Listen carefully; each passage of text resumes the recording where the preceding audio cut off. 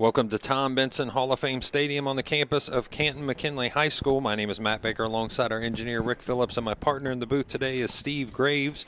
We would like to thank and welcome everyone to the Division IV state championship between the Ursuline Fighting Irish and the Clinton-Massie Falcons.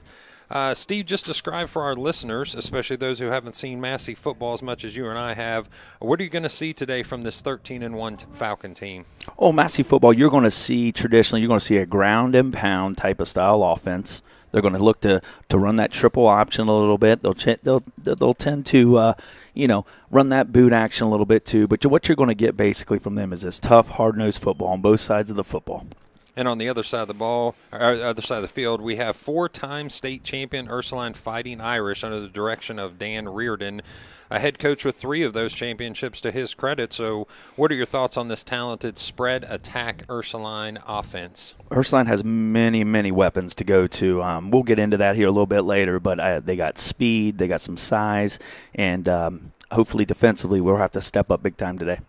Yeah, so we're going to set to kick off at about 10:30 with a little bit of delay depending on when they want to get started. There are media timeouts. There's things we're going to talk about like instant replay and fun things like that. But, Steve, let's just dig a little bit deeper. We have some listeners that are just wanting to talk a little bit about football and about what this season has been like. So looking at the schedule, I think one of the things that Massie has always touted, and I would agree with them 100%, that their out-of-conference schedule is one of the toughest in the state, especially in D4.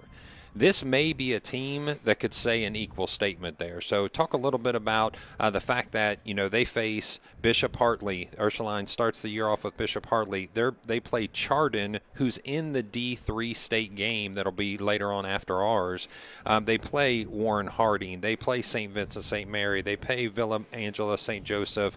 And then usually a Cardinal Mooney team that's pretty strong that's just down a little bit this year. So is it fair to say that Ursuline might be able to match that statement as far as out of conference? Yes, I totally agree with you. If anybody knows anything about high school football here in the state of Ohio, Northeast normally packs a punch as well as the Southwest.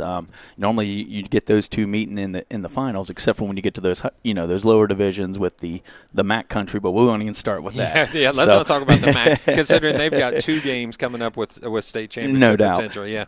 But no, I think, common opponent with that Chardon game, you look at that a little bit. That was one of Ursulane's losses this year, and I talked a little bit with the coaches from Massie, and Chardon's very similar to us as far as power football goes, and they've really been dissecting that film a little bit to see how Ursulane's going to match up with us. Yeah, also I would say Bishop Hartley has a similar running attack as far as they don't run the triple option, but more of like a wing tee or straight downhill with an I backfield. So, they it was a shootout. I actually talked to Coach Reardon. We'll get into some of his comments later on, but it was a 62-58 shootout. He said, we didn't play defense. Neither team did the entire night, so it was just who was going to score last. But Chardon, obviously, again, as a 15-0 potential state championship, that game was 36-27.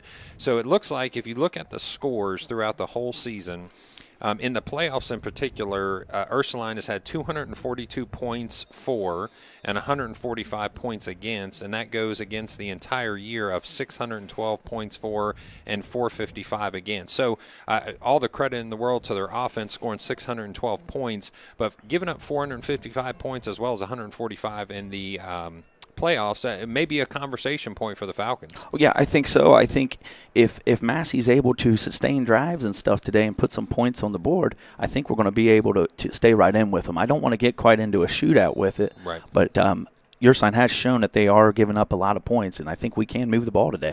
Yeah, that'll be the first question right off the bat is Massie going to be able to move the ball on this defense? And if they are, can they eat up enough time to keep the Ursuline offense off the field? I thought it was kind of interesting, when you look at Massie's record against the schedule they had this year, which had a combined 96 wins and 62 losses. They were 13-1. And in the playoffs, they have 198 points for and 103 against. So not scoring quite as many as Ursuline in the playoffs, but also not giving up as many. And I thought this was an interesting point. If you look at their for year total, Clinton-Massie has also scored 612 points exactly. So both teams have scored 600. I mean, what are the chances that both teams after this long of a season are going to be the exact same points for? And I do give some credit to the Massie defense, which sometimes gets a little bit less recognition than it should, that they've only given up 232 points against. So when you compare the 455 to 232, of course, people are going to say, well, they play different, caliber teams and different styles of offense and things like that. I agree, but the numbers are the numbers. I mean, at some point, we only gave up 232 points, and Ursuline has surrendered a few more, especially in the playoffs. So what do you think as far as combined records of 96 and 62 versus Ursuline's schedule has a combined record of 113 and 66? Obviously, some of those games were canceled on both sides. I mean, what do you think the schedule has prepared these teams for? I'll start with Massie, and, talking with the staff. They are very proud of the non-league schedule they put together this year. They feel like that schedule has prepared them for today. As far as you go on the other side with Ursuline, they're playing powerhouses almost every year, it seems like, in their league and out of league. But I think it all comes down today. You can throw those records out the door. You know that, Matt, as a coach. They'll just have to get into it here in a little bit. So yeah, we're down to the final game of the season, and we'll talk a little bit about. I had a conversation with Coach Rolfe, Coach Zantini, as well as their sons Braden and Cody. And this is where you want it to end. I mean, there's no other game after this one. You want to go out on your own terms, which is a conversation piece both Cody and Coach Santini used, and we'll get into that in just a second. I do want to update our listeners and those of you that are joining in. So tell a friend, campusnation.com. You can go to YouTube and search Campus Nation. We'd love to have you on the broadcast. We're a pleasure to have Rick Phillips with us, as always, as our engineer, doing a great job. And I have the also pleasure of having my lovely wife with me on this particular broadcast, help out basically and run and grab me a drink, I think, when I need it. And hey, that's big. That's a big sales on that. So Darren Reardon, so the head coach at Ursuline.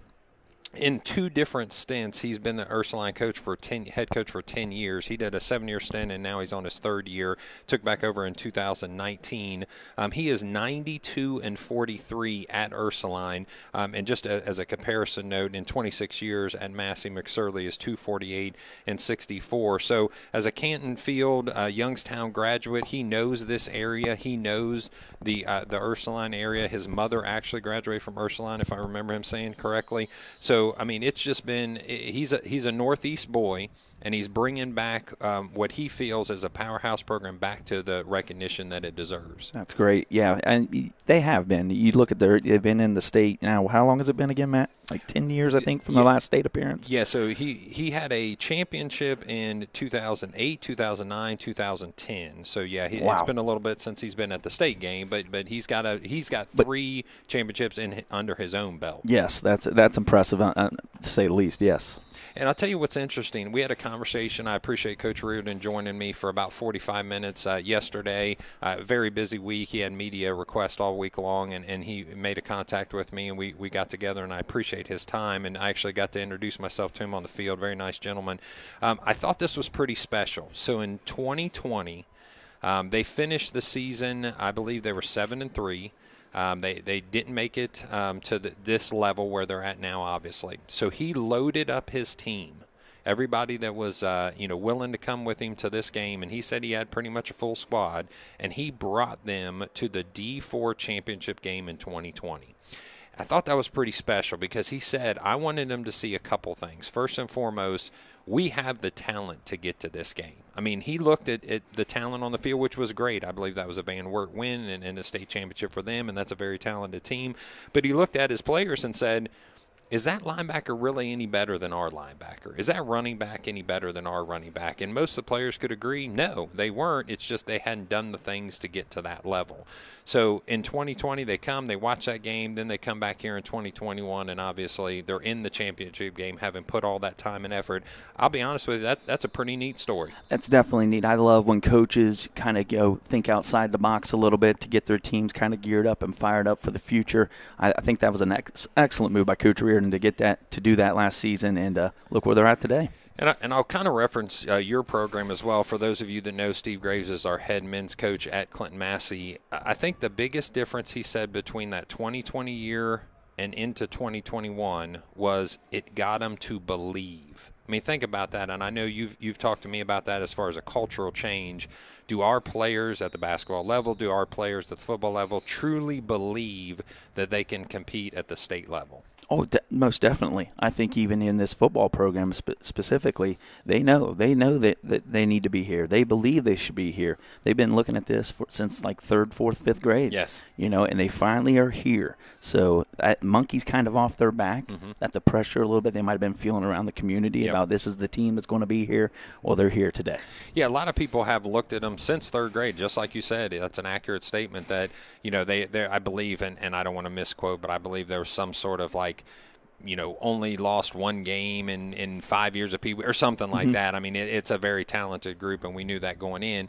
But, up to this point, the question was, could they finish the job? Could they actually get to the state game, which clearly they have. Last year falling a little bit short, but getting there this year. And it's a compliment to them and the effort they've put in. And some of the comments we got from the parents and the coaches, they show how much commitment has been put in the weight room, which I'll tell you, anybody willing to listen to me, I will tell you that the biggest thing that's turned around Clinton-Massie football, now I'm going all the way back to the mid-90s when it was 0-10 and 1-8, or sorry, 2-8 and 1-9, is a commitment to the weight room.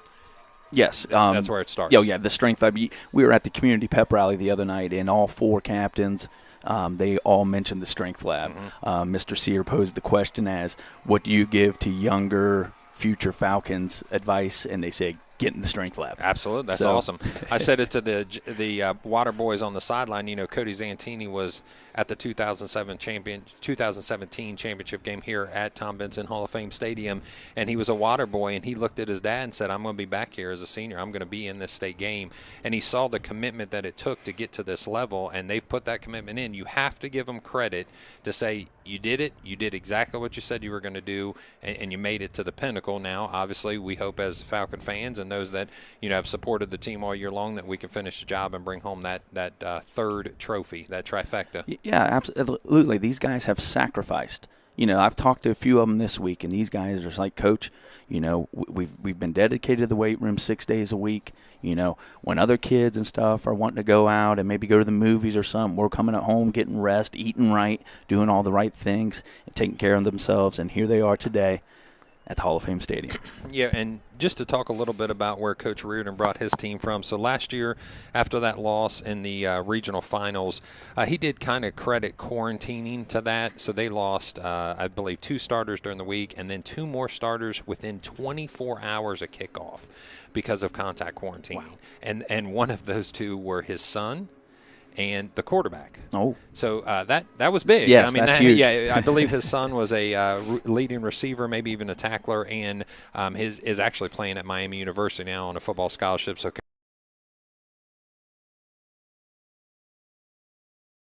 Lake Catholic beating them in the regional finals last year, it kind of set a fire to this senior class. And I thought this was also neat as far as just their story.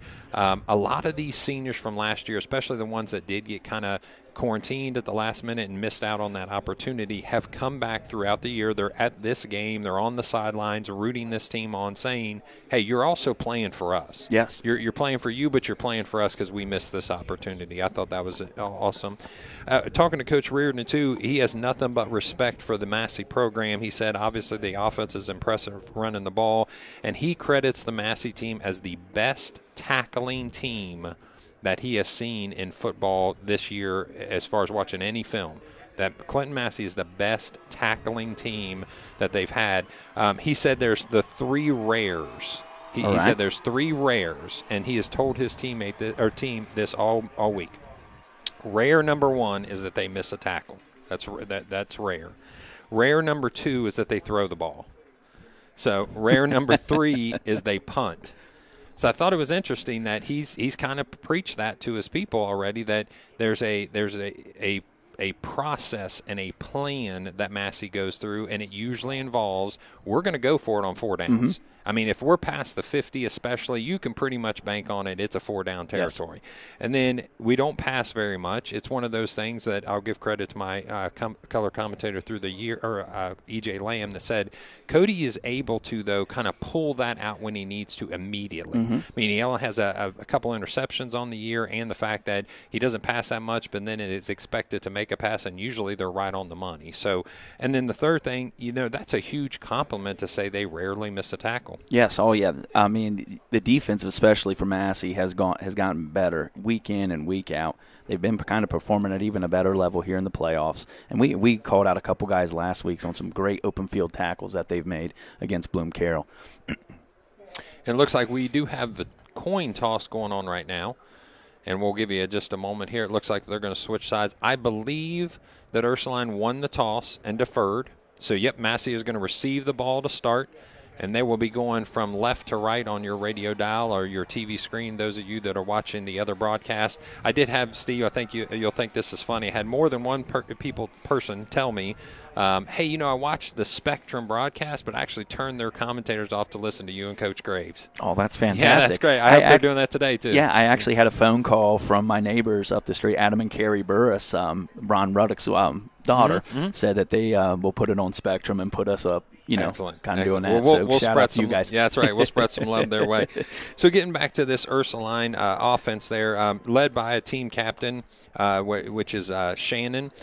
He's a senior. He's actually had 178 completions out of 287 attempts. He's got a 62% completion rate with 2,647 yards. That's an average of 15 yards per throw. He's averaging almost 200 yards a game. He has 27 touchdown passes to 12 interceptions. So interception may be a little bit high at times, but obviously if you're throwing 27 passes and almost 2,700 yards, all the credit to him.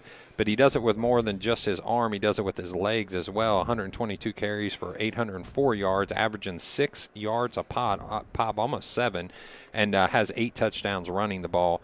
If you're going to talk about him, though, in the next breath, you have to talk about McElroy. So, McElroy, for those of you that are listeners of the Campus Nation broadcast for Clinton-Massie football, have you ever heard the name C.J. Hester? Just replace it with McElroy. So he is that. DeMarcus is his first name.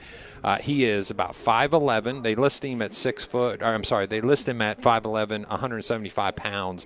But I'm telling you, it's not an ounce of fat, 175. No, you took the words right out of my mouth, Matt. I was down on the field earlier during pregame. I was looking for him. Like, whoa. Yeah. He's put together. He's got some of those thick thighs that you like to see in your running backs. He was impressive to look at. I call him potato arms. You know why? Because when you see him running the ball, it looks like he has a potato in his bicep. Yeah, he was this impressive. Guy's rocked up. Brady Shannon, again, is your quarterback, 6'3", listed at 210. So not a small, thin guy. No. He can run, and he can run with some power. So looking forward to see him. Their number one receiver is Dean Boyd. He's a 6'4", 190-pound senior. Leading receiver for the team at 916 yards with 52 receptions. He's averaging 65 yards a game, and he has 9 touchdowns. So you saw the 612 points for the year. It's spread across multiple people and multiple ways to score. Yes, it is. You look at that Brady Shannon. He's no slouch. He has a full house of weapons to play with. I mean, he's got the running back. He's got a couple receivers. He is the school record holder right now for most passing yards in a career. Wow. He passed Darrell Clark, who was a former Penn State quarterback in the, I want to say, early 2000s. Brady Shannon is also Ohio Prep Baseball Report. That PBR report is listed as the number 9 ranked Ohio high school baseball player. Wow. And he is committed to the University of Central Florida to play baseball. Which must be a rough life. Going to go down to Central Florida and play baseball? Play baseball. Wow. Year-round. Yeah, that's rough. Like you mentioned, we were talking a little bit this week. You got 2 hours to the east or west. You're at a beach. It's pretty nice. But, I also want to talk about that Dean Boyd, the top receiver. He has committed to play football at Harvard University. So not only is he an athlete, but obviously he's a scholar as well. A couple other guys I'd like to mention of note is Ja'Kalon Irving, number 10. He's a very dangerous return guy. And as we know, Falcon fans, our kickoff team has not really been sharp the last few weeks. He scares me back there deep, number 10. And then I'm going to talk about one of their main defensive guys, too, Tyreek Donlow, number 3. He's a sophomore defensive end. He's a gamer. He's a pretty good-sized little kid. He leads the team in tackles with 107. So Massey's got their hands full, but I know the guys believe they can do it, and we are, 17 minutes away to get this thing going. Yeah, so. You know what's interesting on the tackling front, you had mentioned Donlow, a sophomore, also Rohrbaugh, who's a sophomore, is third in the team in tackles. So they have 2 sophomores that are leading the charge for defense. They also have a senior, Edmonds, which Coach talked about a lot, as just a kind of that mental leader, that senior leader that you want on the defensive side. He has two sacks and 9 tackles for losses. But even more impressive than that is Donlow's 17 tackles for losses and 9.5 sacks. That's 2 years maybe put together. Yes, that's most kids in high school, they may, like you said, not even have that in even a career. But I think what Massey needs to look to do with him is attack him. I think he might be, that sophomore a little bit. If you can confuse him with our option a little bit, I wouldn't be afraid to go after him. So, and just a recap, last week they did have Ursuline had a win over Port Clinton, 43-17, 19 unanswered points in the second half. Shannon goes 10 for 16 for 203 yards and no touchdowns or interceptions. Shannon also runs for 35 yards. McElroy goes for 29 carries and 256 yards with 5 touchdowns. If I remember correctly, that's sort of a line I remember in a recent game at the college level. I'm trying to remember. There was another team that had a 5-touchdown running back. We'll probably come back to that at some point. Boyd goes 3 for 86 yards. Bernie, which is another gentleman that was mentioned by Coach, goes 3 for 33 yards and had a 23-yard punt return. And then C.J. Frasco had 10 tackles, and Rohrbaugh, the gentleman we mentioned as a sophomore, had 10 tackles as well. So they had a great game last week. They came out, what Coach said, maybe a little bit slow, and allowed Port Clinton to take the lead early in the third quarter, and then they just put the hammer down and said, nah, we got to get to the state game. It's time to stop messing around. That's definitely what it sounds like. We're looking at this, the final, the final score and stats. Yeah, they had that attitude, hey, after halftime, let's put them away. And Clinton-Massie, just as a recap, those of you that didn't get to join our broadcast last week, won 24-21 over Bloom Carroll, an undefeated team until last week. Total yards for Clinton-Massie was 397. Total yards for Bloom Carroll was 129. Some of that is affected from the sacks and the behind-the-line of scrimmage tackles. But think about this, time of possession. If we could have this time of possession this week, we're in good shape. Massie had the ball for 39 minutes and 35 seconds. And Bloom Carroll had it for 13 minutes and 52 seconds. Bloom Carroll had a kickoff return for a touchdown to start the game and a halfback pass to score. So not a ton of movement except between maybe the 20s, and they just couldn't bring it home at that point. Zantini goes 2 for 3 for 46 yards, 3 for 22 when rushing. Van Hoos has 27 carries for 143. Frank had 15 for 119 yards and 2 touchdowns. Trampler had 19 for 67 and 1 touchdown. But we know, and I talked to their coach last week, they were keying on Trampler. They wanted Colton stopped. And if they felt they could handle Colton up the middle, they were willing to let the others maybe try to take their chance, beat him on the outside. Yep. We have to mention Keegan Lamb. Keegan Lamb stepped up huge on the defensive side, had 6 solo tackles. Trampler had 5 tackles. Leighton Bell, who has just been playing out of his head, out of his gourd right now, had 4 tackles and 1 tackle for a loss. So in playoffs, he's had an interception. He's caused a fumble. I think he's maybe even recovered a fumble. I know Gavin Avey just recovered a fumble as well, and then had that big tackle for loss last week that helped the cause. So with about 13 minutes before kickoff, Coach, I wanted to talk a little bit about, I think, a special thing that you and I talked about during the week, that you have a son. Yeah. Right. And how old is your son? My son's 7. 7 years old. I would guess, I think I can say confidently, that there may be a dream one day of being on the sideline telling him to go into a game. That would be awesome. That would be awesome. That would be a great experience. And I got to experience that at a younger level with my son. But at the varsity level, especially at the state level, we have 2 coaches, Scott Roth and Coach Zantini, Jeske Zantini, that have sons, seniors, that are playing in this game. And both of them I got to sit down and talk with.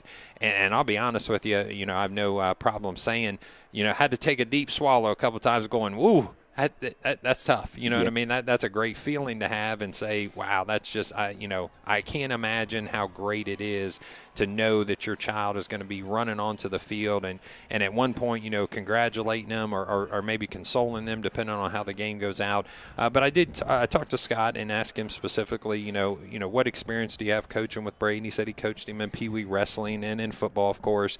And he tells an interesting story I think our listeners will appreciate. So after the London loss, so a few years ago, we lost at Miami Trace High School to London. And London was a good team and has had a great amount of success since then. But probably we got knocked out a little earlier than we expected. And Braden was a freshman. And they get in the car, and, of course, Scott's our defensive coordinator, so he gets in the car, and he's pretty frustrated at the game. It didn't go like he wanted to. And Braden looks at him and says, Dad, I'm quitting wrestling. I'm quitting wrestling. He said, well, what are you talking about? We're driving home from the game. We just lost. What are you talking about? He said, well, I'm quitting wrestling because I want to lift for football. And Coach said, well, just, think about that a little bit because even as an 8th grader, he qualified for state at that junior high level. So Braden's a great wrestler, and he had a great year last year when he returned to wrestling. But he said, and this is his quote, my senior year, we are going to be in the state championship, and I am not going to be on the sideline as an innocent bystander. Wow. Yeah. That'll get you choked up right there. Yeah, no doubt. I got the hair standing a little bit there. So, I mean, Wow. he just committed to it. And when I asked Scott, what is it about Braden that kind of makes him different, stands him apart, he said he's never seen a kid more willing to win than Braden. I mean, he'll do everything it takes to win. You cannot convince them that he can't do something. He does his own thing. He doesn't give in to peer pressures where people are trying to say you can't. You're too big. You're too small. You're too slow. You're too fast. He doesn't buy into that. He says, nope, I'm going to create my own path. And as a compliment from a father to a son, wouldn't you love your dad to tell you that you have a will to win like he's never seen before? That would be huge to hear that from your father. And I just know a little bit from Brandon Rolfe at school. He is just a high-character kid alone, man.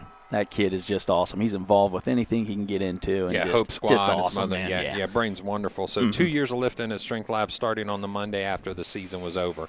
So they end the season on a Friday or a Saturday, depending on when the playoff game was. He's in the Strength Lab on Monday getting after it. And Coach just really complimented his son on that. And then Coach said, I've never coached harder in my life. And now he coaches hard. He always coaches hard.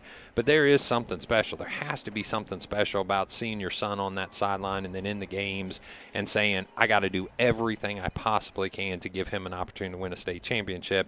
And I ask each one of these people I talk to, so no matter what the score says, when it hits triple zeros, right side of the scoreboard, wrong side of the scoreboard, what's the first thing when that son runs up to you or when your dad gives you a hug that you're going to say?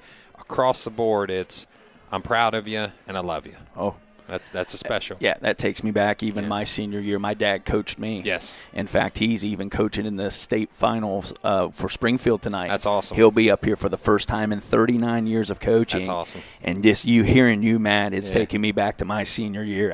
And my players know I get choked up, and I remember that embrace. And I'm happy for my dad even, too, just to, talking about dads and sons. I'm happy for my father tonight to finally experience this. Yeah, Coach Graves has shared that with me during the week, and that's a special moment for his dad to reach that top when he's, this many years of experience. That's an awesome feeling. So when I got to talk to Braden and say, hey, just tell me about your dad coaching you, he said, man, it's been a great experience. It's been a very positive experience. He's loved every minute of it, and he told him after the win at Bloom Carey, just hugged him as hard as he can and just kept on yelling, state, state, state, state, state, we did it.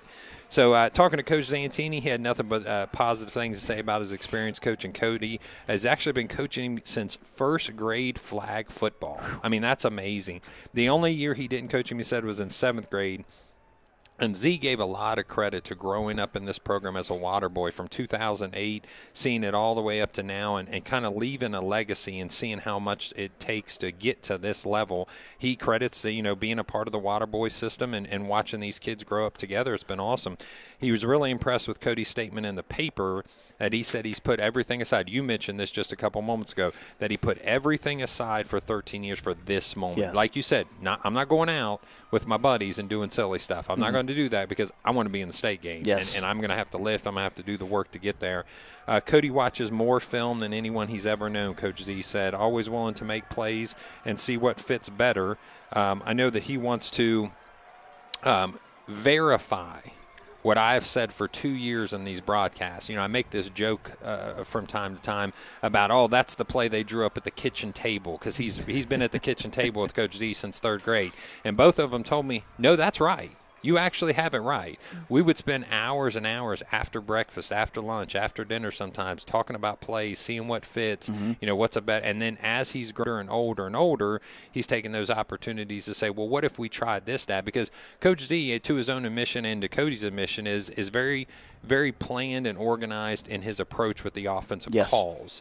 So the fact that this year he has allowed Cody to do a lot more check with me and a lot of audibles for the line, that is a huge get for Cody. I mean, in fact, to Cody's credit, Z said that all 3 touchdown calls were audibles at the line of scrimmage, that Cody put in place. All 3 scores last week against Bloom Carroll. I mean, yeah, I've heard them talk about that. Cody knows he knows his playbook like the back of his hand. He's known this thing for years, and I love that Coach Z is actually giving him that freedom out there to kind of switch it up and whatnot. And the Falcons take the field. Yeah, that you can hear the roar of the sideline. So the Clinton-Massie faithful have come out in droves. We are on the home side of this Tom Benson Hall of Fame Stadium. Huge amount of space to allow for us to spread out. And Ursuline brought a good crowd controlling the visitor sideline as well. Just before we get into kickoff, which is about 6 minutes away, Coach Graves, we talked a little bit about an experience that none of us, including the coaches, have had that they will have this year, and that is instant replay. Talk a little bit about instant replay. Yeah, instant replay. When I first heard this, I thought, oh, my goodness, this is going to be like the NFL. Coach McSorley's going to get a little red flag or something to throw out. But fans, not so fast. It's not quite like that. It is very similar to the NFL.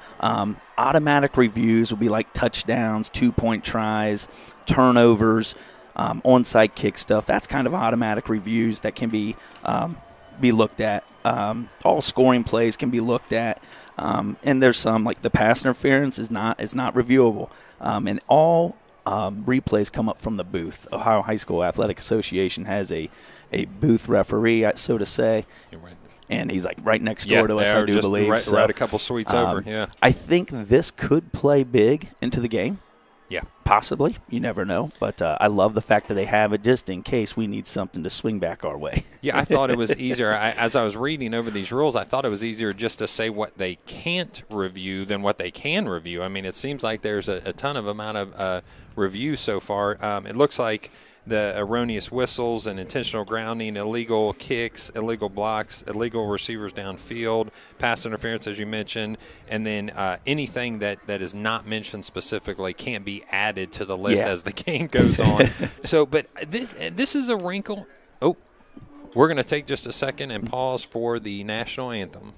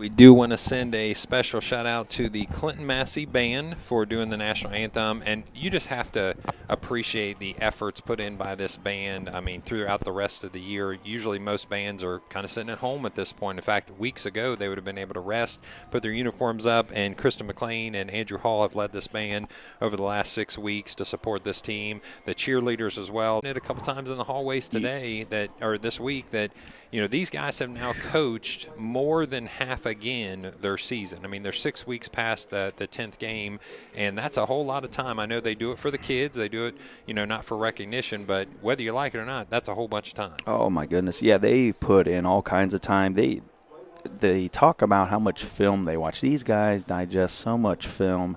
They walk in, when we have little morning meetings with them, their eyes are bloodshot from being up all night long watching film. And they mentioned it the other night at the community pep rally. They went through their day-by-day routine of how to get our teams prepped. And, man, they put in a lot of work. And it's 16 weeks now, right? Yeah. 16 weeks long. And here we go. Yeah, I'm fired up. A minute 33 before kickoff, so we're excited here. And then we have to give an extreme appreciation to the groups that have helped us set this up. The staff here at Tom Benson Hall of Fame Stadium has set us up in a beautiful suite. And luckily, Rick Phillips has some experience having broadcast and engineered games from this location before as well. So we're glad and excited that our students get to see this experience and to have this experience. I mean, as I said to some of the players earlier this week, hey, this may be a once-in-a-lifetime experience for you. You need to absorb it. I do say this, though, for our coaches, luckily, it hasn't been once in a lifetime. This is actually, for most of them, time number 4, although there are some younger coaches that are getting their first opportunity. And you took the words right out of my mouth on that too, Matt. I think Massie has such a wide range of guys on their staff, from the young, fiery guys to the old veterans that really sit back and analyze everything, and they're just a really good group to watch. So as we get ready to tee the ball up with 30 seconds left, if you want to send your shout-out of where you're listening to our broadcast, we already have about 1,300 people logged on. So if you would like to send that, it's 937-303-8069. Again, 937-303-8069. So for the Ursuline Fighting Irish, looks like their McGlone should be their kicker. He's teeing the ball up now. It'll be on the 40-yard line. We'll be going right to left with the kick, and receiving the kick could be either Carson Van Hoos or Carter Frank. And they're just waiting till that last second ticks off. They're going to pass the ball off to him. And 35 is, let me make sure I have this right here. Yeah, it is James McGlone. I talked to Coach, and they kind of split their duties of kickoff and PATs between 2 kickers, and we'll give credit to both of them here in just a moment. So, Steve, I've mentioned it before. I mean, do you want to start the game off with a little onside kick and try to catch them off guard? I wouldn't be surprised here, maybe. Yeah. I wouldn't be surprised at all. Try to steal a possession, try get to on maybe top of them steal quick. one early, Yep. Like I said, I think the playbook is wide open today. You're not hiding anything as far as I'm concerned. You got Braden Roth up front for the Falcons. Big play McGabe up there. Looks like Brody Green's up there as well. So, I mean, they're ready to receive this kick or to maybe play an onside against here. So we're going to get this ball put in the air in just a second.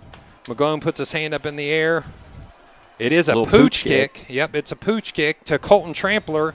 He fair catches it, and he's going to get it on the 25-yard line. So, I mean, that's as successful as a return as anything else, other than a touchdown. So, we'll take that and start the offense up here and see what they can do against this Ursuline defense. Yes, very smart by Colton Trampler, not trying to force anything. Just fair catch it, get there at the 25, and let's roll. So we talked last week about fumbles. I think when you say keys to the game, Steve, can you give me your keys to the game for the Massie Falcons? Will definitely be the eliminate the turnovers, kickoff coverage, pressure number 5, contain them, and eliminate the big play. Cody Zantini to Carson Van Hoos. He's going to get 6 yards on a first down run there. Fake goes to Colton Trampler and then to Van Hoos. Trampler with a nice block, as well as Adam Frisch. And it looks like McCoy as well on that side. So looks like a 2nd down and 4. They're going to be at the 31-yard line. And if you're Ursuline, what are your keys to the game? I think you're going to have to definitely pick your poison. Who you're going to stop? Traditionally, you want to stop the fullback, but right away we went with Van Hoos there. So Van Hoos in motion. Colton Trampler gets the ball. He's able to get about 2 yards, but he stopped pretty quickly. Now, I will say I did notice, and this was talked about on the field with one of their coaches, they had Carter Frank almost like in a half slot position, not traditionally behind the right tackle. So with 3rd down and 1, you're going to see if this Ursuline defense can hold up and cause a 4th down punt on this first series. So Cody Zantini gets a play from Keegan Lamb. Keegan Lamb will snap and step out to the right-hand side outside of the numbers. The ball is right at midpoint in the field. Carson Van Hoos gets it. Yep, it's going to be a 1st down for Colton Trampler. So he gets the 1st down. Simple dive play right behind the center there. Nothing fancy. Move the chains. And the coach mentioned to me that, they play a tight 5 with their defensive end. So Carter Frank being outside of the tackle may be purposeful to see what that end does. Does he go out with him? Do they have a linebacker step up? So there's a lot of ideas that they're going to, play off of the formations that they put in. You're going to see probably a wrinkle too. And I know Jeske has mentioned to me, Coach Zantini, he's always saving a wrinkle or two. For here we go out of an I backfield.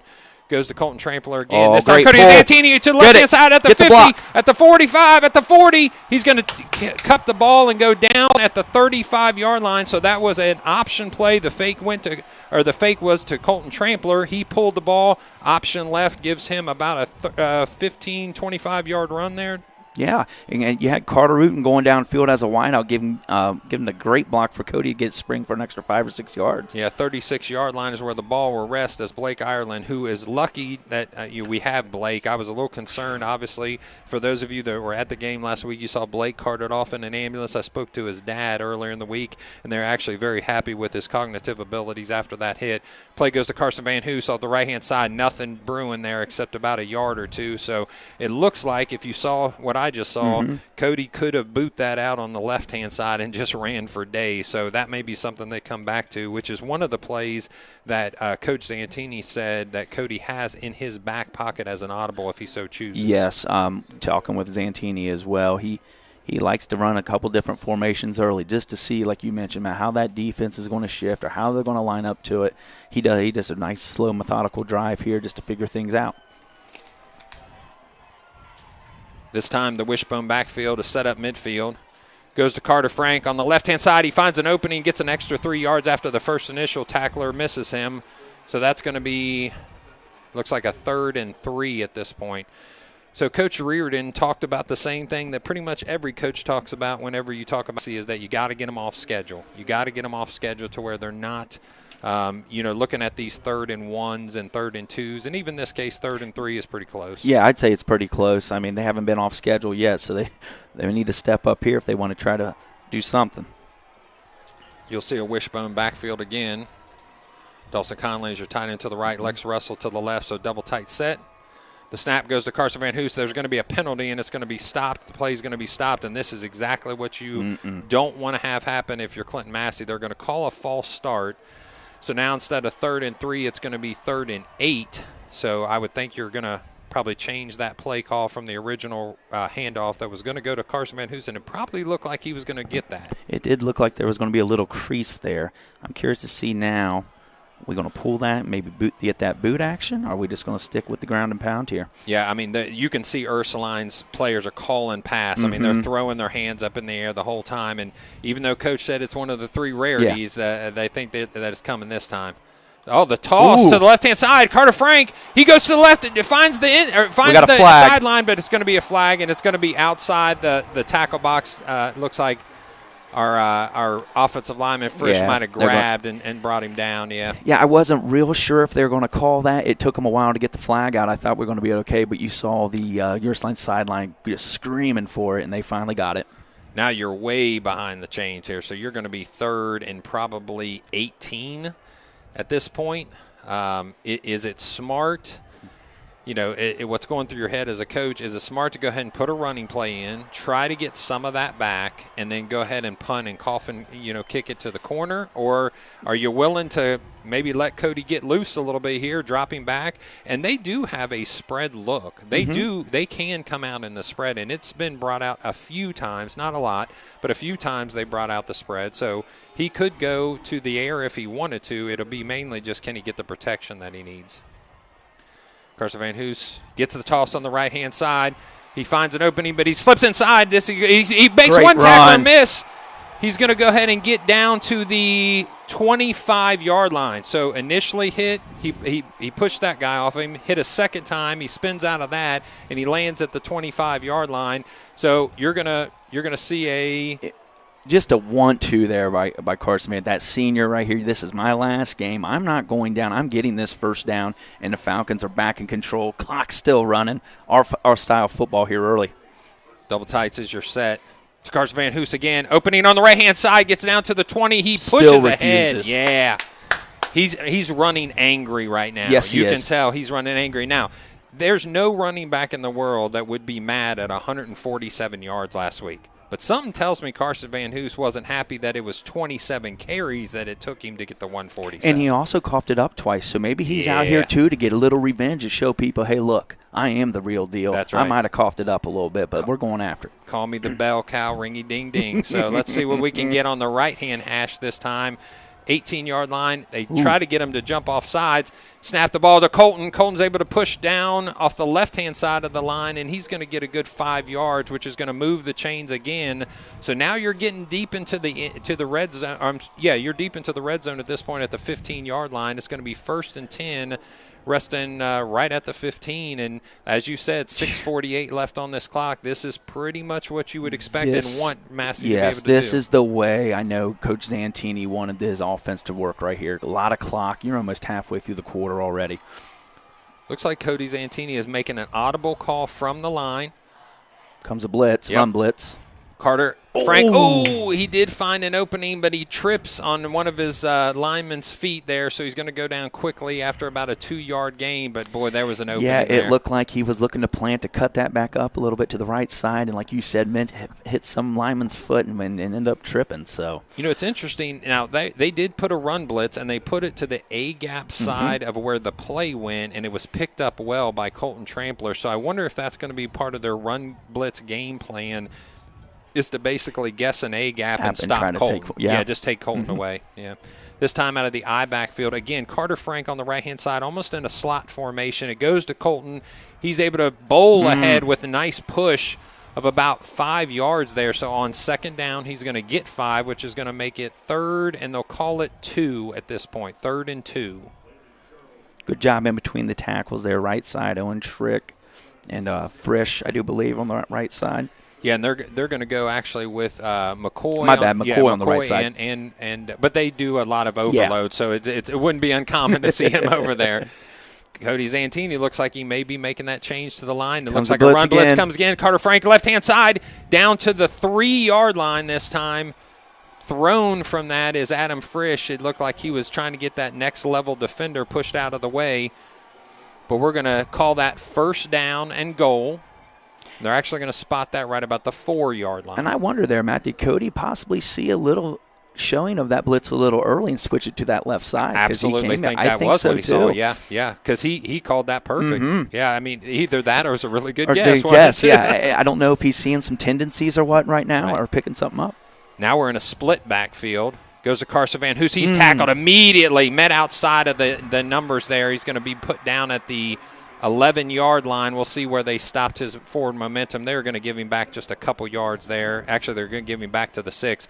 So out of the split backfield, looked like a little miscommunication up front. You didn't see what you wanted to see there. So it's going to be 2nd and goal still from the 6-yard line on the right-hand hash. Coming back into the game is Lex Russell, your other tight end. So they'll go with the double tight set. Dawson Conley's your tight end to the right, Lex Russell to the left. Wishbone backfield. Looks like almost like a 6-3 setup on defense. Almost like a bear look here. Yep. Carson Van Hoos finds an open. He slips in, and he's back to about the original line of scrimmage, although he might have even got an extra yards there. So he's going to stop at the 3-yard line. After that loss, it's going to be 3rd and goal from the 3. So I mean, stick to the ground here. Yeah, at this point, you could take it 2 different ways. Do you want to run to the left-hand side to set up maybe a chip shot field goal, or do you want to run, what you want, whatever play you want, power game, and try to get into the end zone knowing that you may have 4 downs? I'm not sure about field goal here, Matt. My own opinion. I think we got to keep shooting for 6 today, just with that power of what they got offensively. Colton Trampler's stopped. He's going to be stopped at the 1-yard line. It looks like maybe the 1.5. So at this point, Lex Russell coming back out of the game. We're going to make a call here. I mean, this is Riverboat Dan. I love it. Yeah, what's he going to do? I love it. Instead of a chip shot field goal, they are going to put that ball actually here we closer go. to the 2. So Lex Russell brings the play back in. Let's get loud, Falcon fans at home. Let's get it. And you can definitely see the Falcons that are getting pumped up here on the home side. You're under 3 minutes, too, already, Matt, in this first quarter. So either way here, you did your job to take some time off. Cody Zantini calls a play from the line of scrimmage. It Option. pitches to the right-hand side. He's going to be into the end zone. Yes. Touchdown, Falcons. I tell you, I don't think they saw that one coming. No. I do not think they saw that one coming. So they faked the option dive, and instead of going with the Cody running the ball for the pitch, he actually just threw the pitch out from his position there. So first drive ends in success for Clinton-Massie. They're going to have 6 points on the board, going for an extra point here to make it 7-0. With, you ready for this, fans? 2:47 left in the first quarter. Yeah, I was just getting ready to say that was a 17-play drive over 9 minutes and 13 seconds off the clock. I'm sorry. And people want to say running the football doesn't work. Folks, you just saw it. Come on. 17 plays, 9 minutes. I mean, if you are drawing this up, if you are writing this script, how could you not say, hey, why don't we go on a 17-play drive and score at the end of it? Yeah, and your first drive of the finals, and to say the least. That was an impressive start for the Falcons. But, guys, let's not get too excited here. Folks, they have a high-powered offense here that's just itching to get on the field. And we talked about that in the pregame, how they've been prone to give up points. So can we get a stop here on this first drive would be excellent. I think it's going to be important that I saw them working, and Coach Reardon and I had a great conversation, and by no means and I'm saying this tongue-in-cheek, by no means was he trying to get information. He was not doing that. But I jokingly say he was kind of probing about what the kickoff's going to look like. And again, we were joking. We were having a good time. I'm not putting anything on him. And I said, Coach, I actually saw them practicing kickoff when I was out there the other day, and I wouldn't expect anything too much in the air and too deep. No. Yeah, if that's what you're banking on, you might want to take that to a different bank. And I'm sitting here really nervous right now about this kickoff, man. I'm not going to lie. Yeah. I don't know what to expect. I know these kids are out here giving it their all, giving it their best, but this has been a scary part of our team here recently. Well, as we have a media timeout preparing to return to the field, we want to give a shout-out to some of our sponsors. Sam's Meats. Football fans, stop by Sam's Meats in Wilmington, Ohio, and support a locally owned and operated business. Sam's Meat has fresh chicken, pork, beef, deli cheeses, and lunch meats. Their meat deals are a great way to buy meat in bulk, helping you save time and money. Dine in and enjoy homemade hot bar meals and grill items. Sam's Meats also offers catering, party trays, and homemade desserts. Open Monday through Friday, 8 a.m. to 6:30 p.m. and 8 a.m. to 4 on Saturdays. And, of course, let me tell you what I had yesterday. They said, hey, we're in Wilmington. You want me to grab you something on the way back in? I said, I want a Sam's Meats BLT. That's the bacon, right? Oh, fantastic. I've never had the bacon. Coach Graves. I'll be honest. Coach Graves, what are you doing to me? You can't be up in the booth and haven't had Sam's Meat bacon. Hey, it's only my second year into the district here. I haven't quite got around everywhere yet, well, but I'll get there. I'm going to get there. As usual, they did a great job. My BLT was fantastic. Go to Sam's Meats. Get you some. They are not open today. I'll tell you what. They're all here. The squib kick goes from Clinton-Massie. It bounces to about the 30. He's going to find an opening off the right-hand side. Him. He reverses field. That's number 10. Carson Van Hoos is going to push him out of bounds. Number 10 for them is it should be Jacalyn. Jacalyn Irving. Irving. We talked about him in the pregame. I told him, when we were talking about personnel, he was dangerous in the kickoff return game. And obviously there he was kind of patient. He didn't hit the hole there hard right away and just kind of bounced it over there to their sideline. He took off. That was the key. We also want to thank Liberty Savings Bank. Liberty Savings Bank appreciates the Clinton-Massie coaches, teachers, and administrators for the work that they do to start the leaders tomorrow. The snap goes on the right-hand side. It goes to McElroy. He finds an opening. He's going to be tackled in the defensive backfield by Blake Ireland, but that's a very successful first down run on first down. We also like to thank our team of top-notch employees that are dedicated to making our community great with historically low mortgage rate. Right back to the line of scrimmage. We'll get back to that in just a second. McElroy gets a second handoff. He waits and slows down. Cody Zantini actually makes the tackle, brings him down after a 5-yard run. With historically low mortgage rates and state-of-the-art banking, find out what we can do making banking simpler for you. LibertySavingsBank.com. So clearly I'm not going to have time to read in between plays. Yeah, they are going fast. Because they are tempo. Snap goes to Shannon. He finds a receiver on the right-hand side. That's number 1, Boyd. Going down by Blake Ireland at the 20-yard line is Boyd, but that's a catch and a successful first down catch to move the chain. So immediately in basically 3 plays, you're now into the red zone for the Ursuline Fighting Irish. Yes, their game speed right now I think is hurting us a little bit. I'm not sure if this is what they do on a normal basis. Maybe this is something new. I don't know. I've seen their game film. I don't know that I've seen them run this high tempo as many times. It looks like a handoff. The read goes to McElroy. Great play, Carter. Yeah, he's going to be pushed out of bounds after about a 5-yard run. So just slow and methodical is his run across the line there to find that opening. It never did really come open, so he has to go out of bounds after a 5-yard gain. But it's going to be 2nd and 5 as they go right back to the line of scrimmage. Shannon's doing a great job at the quarterback right now. He really rides that quarterback or that running back a lot. Yeah, that's going to be pretty much every play. Here it goes again. McElroy gets it, opening on the right-hand side, but a nice tackle by Leighton Bell. What looked like was going to be a push-off and a move to another 5-yard gain. Looks like it's just a 2-yard gain as Leighton Bell grabs some shoestrings and pulls down hard. Shedding blocks, getting down the line like defensive linemen are taught. Great job, Leighton. Shannon calling plays out in this high-powered, tempoed offense. Ooh. Yeah, it tries to get Clinton-Massie to jump off sides. They were able to stop. They look over to the sideline for the play. He resets his protection. McElroy to his right. The snap, the ball's fake to him, but given to him, and it drives about 4 yards, which he's going to be about a yard past the line to gain. So it's going to be a new set of downs. It'll be at the 9-yard line. So it'll be 1st and goal from the line for the Fighting Irish. Oh, Charlie Hale there, he's got to squeeze that. When that tackle goes down, he's got to follow him in and squeeze that and go make that play sooner. Okay, it's going to be stopped because of a whistle. They're going to call a false start on the Fighting Irish. So both team has 1 penalty, both in their first offensive series. That's going to set them back another 5 yards, so it'd be 1st and goal from the 14. What are you seeing right away, Coach? I wasn't expecting them to play this fast, honestly. That's my big take for right away.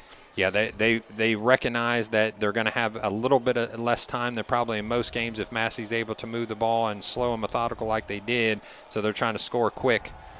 The snap, the pass outside of the numbers is to number 11, Starry. That's Dylan Starry. So a 6'3" receiver, a senior, misses that pass outside, and that's going to be a 2nd down and goal from the 14-yard line. Great job by Carter Rutan there, coming up and getting the pass break. Yeah, he had inside leverage yes, on he that. did. Yeah, yes. So as he was falling out of bounds. Trips right is your set. Single receiver to the left. Blake Ireland on an island all by himself with their number 1 receiver, Boyd. He rides that, but this time Shannon gets the call, and he's pulled down immediately by Cody Zantini, 1 quarterback to another, 2 to 5. He brings him down just after a 2-yard gain. Good read by Cody there from the safety spot. Coming up, making the play. So if you're the Fighting Irish, is there any doubt that you're 4 downs at this point? I would say so. Yeah. So you've got 2 downs to get, at this point, 12 yards. Shannon steps back. He wants to run this way. There's a flag that's coming this time. Is that a sideline maybe? It was. There's a sideline flag. So they're calling a sideline warning on Clinton-Massie. Yep, they're calling a sideline warning on Clinton-Massie. So, you can see the get-back coaches kind of pushing everybody back behind the line there. It looks like on 4th down they are trading off a few linemen, and it looks like they potentially are going for a field goal here. Yeah. So okay. So looking at their sheet here, 35. It looks like McGlone is going to actually come in and kick. Usually the PATs and field goals are Smith, so we'll see. Are they setting up a fake here possibly? Nope. Oh, he's going to kick it. Whoa. Yeah, that did not work out well for the Ursuline Fighting Irish. The kick went into the end zone, but it just was kind of a high spinning kick. So I think he got a little bit underneath it. So the first offensive attempt for for the Fighting Irish goes well from, we'll say, 20 to 10, the 20 to 20 margin there, but unfortunately ends in 0 points for them, which brings Massie back onto the field as we end the first quarter. That was a quick one. Yeah. Yeah. Something I take from that drive is you notice a lot of these spread teams sometimes when that field shrinks, sometimes what happens is they don't have as much room to play with. Yeah. So maybe that's something that kind of came into play there for us a little bit. Obviously, the one penalty kind of helped us too. But I think if we can just keep making them line up and shrink that field, we're going to have some good success today, hopefully. Yeah, I think that's a great observation. So we want to quickly, as we change quarters here, Crystal Duncan, realtor of Keller Williams Pinnacle Group, invites you to give her a call for all your real estate needs, whether buying or selling land, new construction, residential or commercial. With 24 years of experience in the business, she will help you achieve all of your dreams. Crystal is a Massie grad and ex-school board member, so the community means a lot to her. Give Crystal a call today at 937-725-5097. Crystal Duncan, your hometown realtor, where every deal is crystal clear. Absolutely. The Bin Boss. The Bin Boss, proud to support the Clinton-Massie Falcons. We clean, sanitize, and disinfect garbage bins so they look and smell brand new. Based in Lebanon, Ohio, and family-owned. We work with homeowners associations, and municipalities. Our system uses 220-degree water at high pressure with eco-friendly cleaners to remove grime and bacteria. So clean you can't refuse the Bin Boss. Find us at thebinboss.com. And we always say, go Falcons. McCoy's Catering Service. McCoy's Catering Service would like to wish the Falcon family team and the Falcon family and the football team good luck today. We're so proud of all the hard work the players and coaches have put in and congratulate them to making it to the state finals. 3 generations of McCoys have been proud to serve Clinton County and surrounding areas for over 35 years. We're especially proud to cheer on number 70, Isaiah McCoy. McCoy Catering Service is a full-service caterer for all kinds of events. We're happy to serve you at a venue of your choosing or at McCoy's Place at 1130 Gurneyville Road in Wilmington, Ohio. Please contact us at 937-382-4042. Again, 937-382-4042. Or go to McCoy's at mccoyscatering.com to plan your next catered event. And as always, go Falcons. Appreciate Rick Phillips here and our Campus Nation crew that's got us through the entire year so far. Offensive drive in the second quarter now. For Clinton-Massie, Carter Frank finds an opening on the left-hand side. He needs to make sure and keep that ball tucked in. Yes. Yeah, that was they were ripping for it. Oh, yeah, number 7, C.J. Frasco comes in there. Instead of going in for the tackle, he goes in just for the clean strip of the football. Almost got it.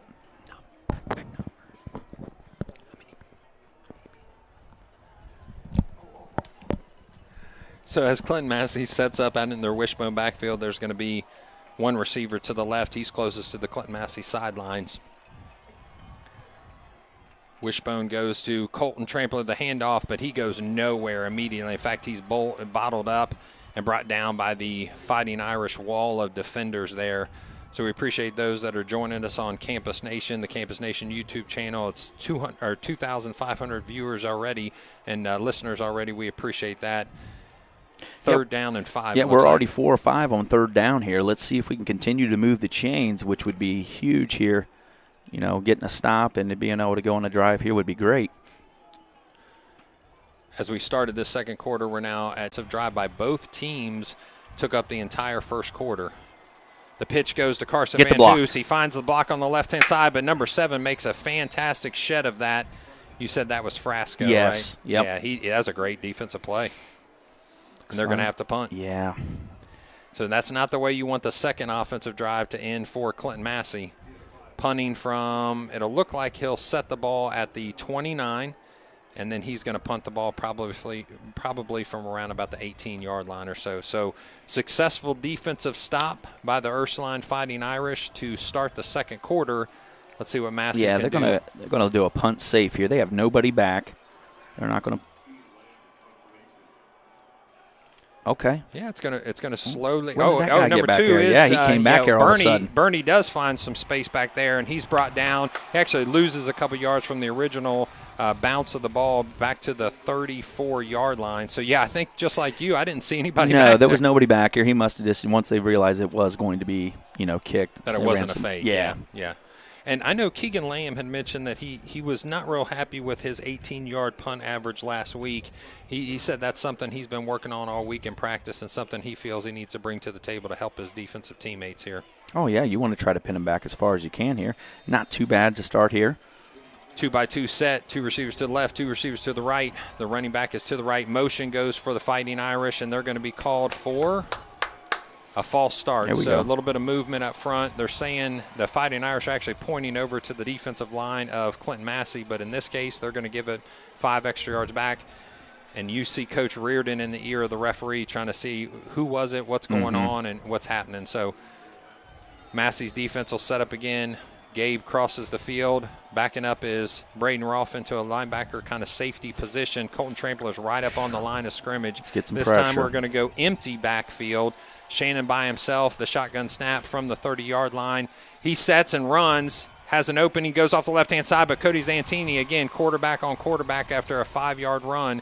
It's going to make it 2nd down and 10 now. Yeah, I was thinking draw there myself, and Cody was thinking the same thing, so he did a great job coming up, making the stick. We're 2nd and 10. You can see Clinton-Massie kind of eyeing this set here, making sure that they get everybody in the right personnel in the first formation. 2 receivers to the right, 2 receivers to the wide side as well. They look to the wide side of the field. The ball is caught by number 9, pushed out of bounds by Carter Frank. Number 9 for them is Mark Manning, a junior receiver listed at 5'11", 155. And if I remember correctly, he's actually their 4th leading receiver with 40 receptions and 572 yards for the year.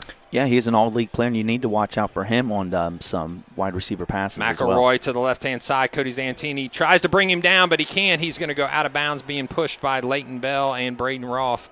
That's going to take him out the left-hand side, and it's going to be 2nd and 3 after that successful run by McElroy. I tell you, he's got speed and he's got a little power to him as well. He does. That's where we have to make sure we get that first tackle right away, because he'll spring some of those if we're not careful. 9 minutes left in the second quarter. The snap, McElroy gets the handoff again. This time he goes straight up. He finds first down yardage, so it's going to be a reset of the chains at the 46-yard line. Still staying. They've slowed it down a little bit this drive. Yeah, they seem to be looking over the sideline a little bit more. Maybe they gave him that first series to just kind of call and check with me stuff and just, let him run the offense. And this time they've seen what they need to see out of the defensive set. Looks like a large opening on the left-hand side of the Fighting Irish formation, but actually they're going to call another penalty. They're going to call false start again. So it looks like we saw this last week against Bloom Carroll, though. Remember, Bloom Carroll's guy, when he went in motion, he started leaking towards the line of scrimmage. Well, that's a penalty. That's a false start, because you can't go to the line of scrimmage before the ball snap and motion. So it looks like they might have gotten the same call twice now against the Fighting Irish. So 2 receivers to the left, 2 receivers to the right. Shannon in the offensive backfield along with McElroy. He's going to put in motion that receiver again. We got man coverage here over the bottom. The long pass, Carter Uden's on the inside. Oh, and he knocks it out of his hands. What a fantastic defensive play by Carter Uden. That ball was in his hands, and he went right through the middle and popped it out. Yeah, stride for stride with them. It's what you're taught. As soon as the eyes go, it's your initial reacting to pop up through the hands. You see professionals and college guys do that all the time. Carter Uden was all over that. Great play. That's their number 1 receiver. Boyd, 52 receptions for 916 yards, but not a reception on that play because Carter Uden put his hand right in the middle of his chest, popped that ball out. Fantastic defensive play, which brings up now a 2nd and 14. They're going to ride. This time he pulls back. The catch goes to, it looks like, that's number 2. So that's Bernie. Bernie's their junior receiver at 5'7", more of a slot guy. Quick feet. Trips left, 3rd down and 3, almost 4 yards at this point. It's going to be trips to the left, single receiver to the right. McElroy's also in the backfield to the left of the quarterback. The snap, the ball goes to McElroy. He finds an opening. Now he's off to the races, to the right, 20, 15, 10, touchdown, Fighting Irish.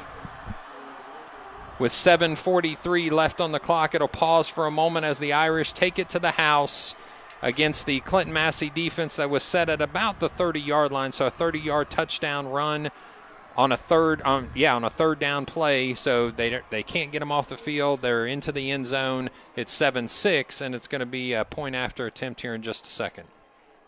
Nothing hurt here. Massey's just going to have to regroup. Boys got to stay fired up. Don't need to put our heads down. Yeah, this time Reagan Smith is the extra point kicker, the junior. He'll set up with Jake Erickson, the backup quarterback, and at free safety is your holder. The snap, it's down, and it's good. So we're all knotted up, 7-7 with 7:43 left in the second quarter. If you're Clinton-Massie, you gave up some points there, but you've got some time left for sure to score if you can get a little more offensive movement than you got out of your second series. Yeah, I think you're going to have to do something maybe a little bit different this time. I'm not sure what that might be. But obviously, Ursuline figured it out on that second series. And then going back here defensively, all right, these boys will be okay. We've seen what they're going to do. We knew they're going to be able to score a little bit. All right, so now it's just us just settling down and making a few tackles. Yeah, I don't know that anybody thought we were going to hit the shutout tonight. So, I mean, you know, we understand that they're a high-powered offense. That's why they've scored 612 points for the year. We also want to mention that if you want to stay tuned, stay up to date with all the broadcasts here on Campus Nation, whether it's upcoming or archive, make sure you like the Campus Nation Facebook page and subscribe to our YouTube channel, Campus Nation. Catch our live sports broadcast of the 2021 season featuring a club hockey face-off between the University of Kentucky and The Ohio State University at the OSU Ice Rink on December 4th. We go live and the puck drops at 12:15, so tune in to campusnation.com or our YouTube channel for all their action. If you're looking to gain exposure and engagement for your business, becoming a sponsor with Campus Nation is a great opportunity to do so. Contact Rick Phillips, the man, the myth, the legend, at 937-527-6674. Again, 937-527-6674 to sign up or message the Campus Nation Facebook page for more information. That scoring drive there, man, was 7 plays, 65 yards, and took over a little over 2 minutes. And right now, that Ursuline, you're looking at a few stats here. You got McElroy's at 8 attempts for 73 yards, a 9.1 average so far. And leading for us in rushing right now, we got Carson Ban, who's with 7 attempts, 35 yards, averaging about 5 yards a carry. So you saw a pooch kick on the first attempt. If I'm their coach, I'm willing to try that again. And, yeah, it looks like we actually just adjusted to the statement I was going to make, which is I would go from the right to the left because there seemed to be some grass there, and that's exactly where they're going. Onside kind of pooch. Yep. Got it. They got it. It's exactly what they did. We saw it on film. Mm-hmm. This has been successful. They've done this probably 5 times. Yeah. And, you know, we probably should have seen that scouted out, and we just didn't take advantage of it. They kicked it right over our first line's head. Perfect kick. Great job by Ursuline. All the credit to them. And the defense kind of, you know, has to get back on the field and bow their back a little bit. You're giving away a possession there. I'm sure that the coaches and the players that are part of that are frustrated at that exchange there. But it was on film. I saw it, and I just watched, you know, a handful of games. But, you know, they've been successful at that numerous times. So we'll see what the defense can do. It's 7:41 left in the second quarter. It's 7-7. They're going to wait and make sure that they're calling from the replay booth. It looks like they're saying it is a good play and that they're going to let this go. Trips to the left. Come on, boys. Yep, trips to the left. Single receiver to the right. See what the defense can do. Can they step up? They're going to go big here. Big shot. Single receiver.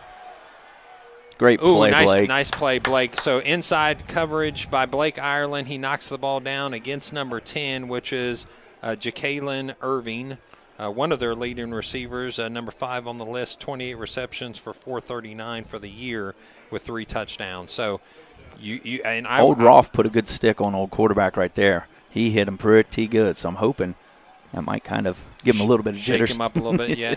Yeah, if I'm them, I would have done the same thing. Go big on that play after a turnover. So now we'll go back to the ground with McElroy.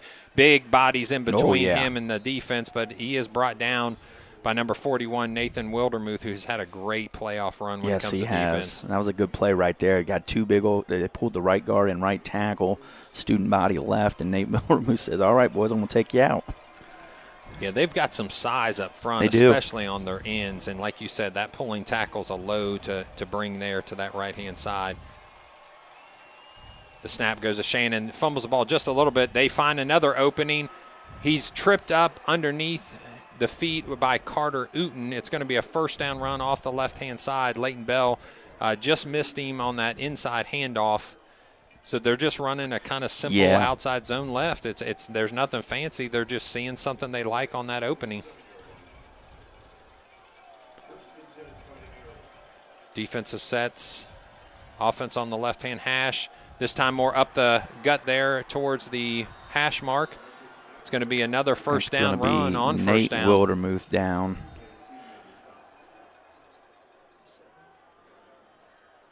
Well, that'll be a big loss for the Clinton-Massie Falcons. So as he holds his left leg, as we just said, Nathan Wildermuth's been playing his heart out, especially in this playoff run. And onto the field will have to be number 67, Brandon Updike, going to take advantage of some time here. And we're going to hope and pray that Nathan is all right. And we're going to step probably away from the field for just a moment. They're going to tend to him. I noticed the play before, even the one that Nate got injured on, when it was up to the top side of their sideline, he was getting laid on by one of their tackles. Like he almost got taken out on a block. And then the same thing kind of happened here. I don't know if he got cut or if it was a chop block, something like that. Nothing illegal, but right. Well, all the momentum, as you can see, is on the side of the Fighting Irish. I mean, after the pooch kick turnover by Clinton-Massie, they immediately start marching down the field, and they're going to be 1st and 10 from the 16-yard line. So they are helping Nathan off the field. It looks like he's able to put just a little bit of pressure. He is dragging that left leg just a little bit. So we're hoping that's going to mean that he's at least not, injured, a permanent long-term injury. I mean, I think if you're Ursuline, I'd go right, nothing against Brandon. New guy in, probably hasn't, I don't know how many reps he's had. They might be going right at him. It looks like he might right here. Yeah, if you're Brandon Updike, you haven't seen a ton of time on the varsity side of the field. You've done a great job on JV, but you got to step up. It's next man up mentality. It's next man up mentality, and I think he needs to be ready right here. 3 receivers to the right. McElroy gets the ball more up the middle this time. He's met by 2 or 3 different defenders, including Cody Zantini and Colton Trampler. So it's going to be a successful run, though. More up the middle, like we said, and a 4, almost 5-yard run on first down. They immediately get back to the line of scrimmage. 3 receivers to the right again. 1 receiver to the left. That's Boyd by himself. Outside of the numbers, Shannon gets the snap. Oh, he's going to stop, actually, the play to recall something from the sideline. I'm almost probably – I'm trying to see where Cody's lined up. Cody's behind the ref there, so he's deep at this point. McElroy gets the ball off the left-hand side, and that's been their play. I mean, it's been left side, left side, left side. They've got to see something in the defensive formation that makes them think that that's the opening they need. Updike makes the tackle on that play, so congrats to him. Good job for him. Yeah, we're just manning up down here on this trips look because Cody just stand right there in the middle like he did last time. So I think he's worried about the run at this point. So snap, again, a high snap, but brought down immediately as a blitzing Colton Trampler gets his man and down in the backfield. So that's going to move him back about 3 yards. It's going to be 2nd and goal, this time from the 9-yard line. Huge play by Trampler there. That just kind of gets you pumped up a little bit. So hopefully we can continue that, make another play here. Make them line up. Just keep making them line up. Yeah, and I don't think Ursuline's going to try another field goal. So at this point, you're going to have to stop them for 2nd, 3rd, and 4th down to try to keep them out of the end zone. It's going to have to be a turnover on downs. This time the pass is broken up by Gabe McDowell. Nice play on the ball. He timed it just perfect, and there was a RPO, and I saw that during the week. They do some RPO action where they fake the handoff, and then he pulls it and just slings a bullet on a slant, and that's what he did. But, hey, big play Gabe. Oh, yeah, he was right there, man. That's why we call him Big Play Gabe. Yeah, he's done a fantastic job this year. I know the coaches have been thrilled with his progression. Yeah. And I know you're excited to get him and work with him in basketball as well. So this time trips right, single receiver to the left. It's 3rd down again from the 9-yard line. The catch goes this time to Boyd. They're going to call a penalty on Carter Uten. He definitely made contact early. He gets the catch. He goes down at the 1. The penalty would be half the distance, I would think, at this point.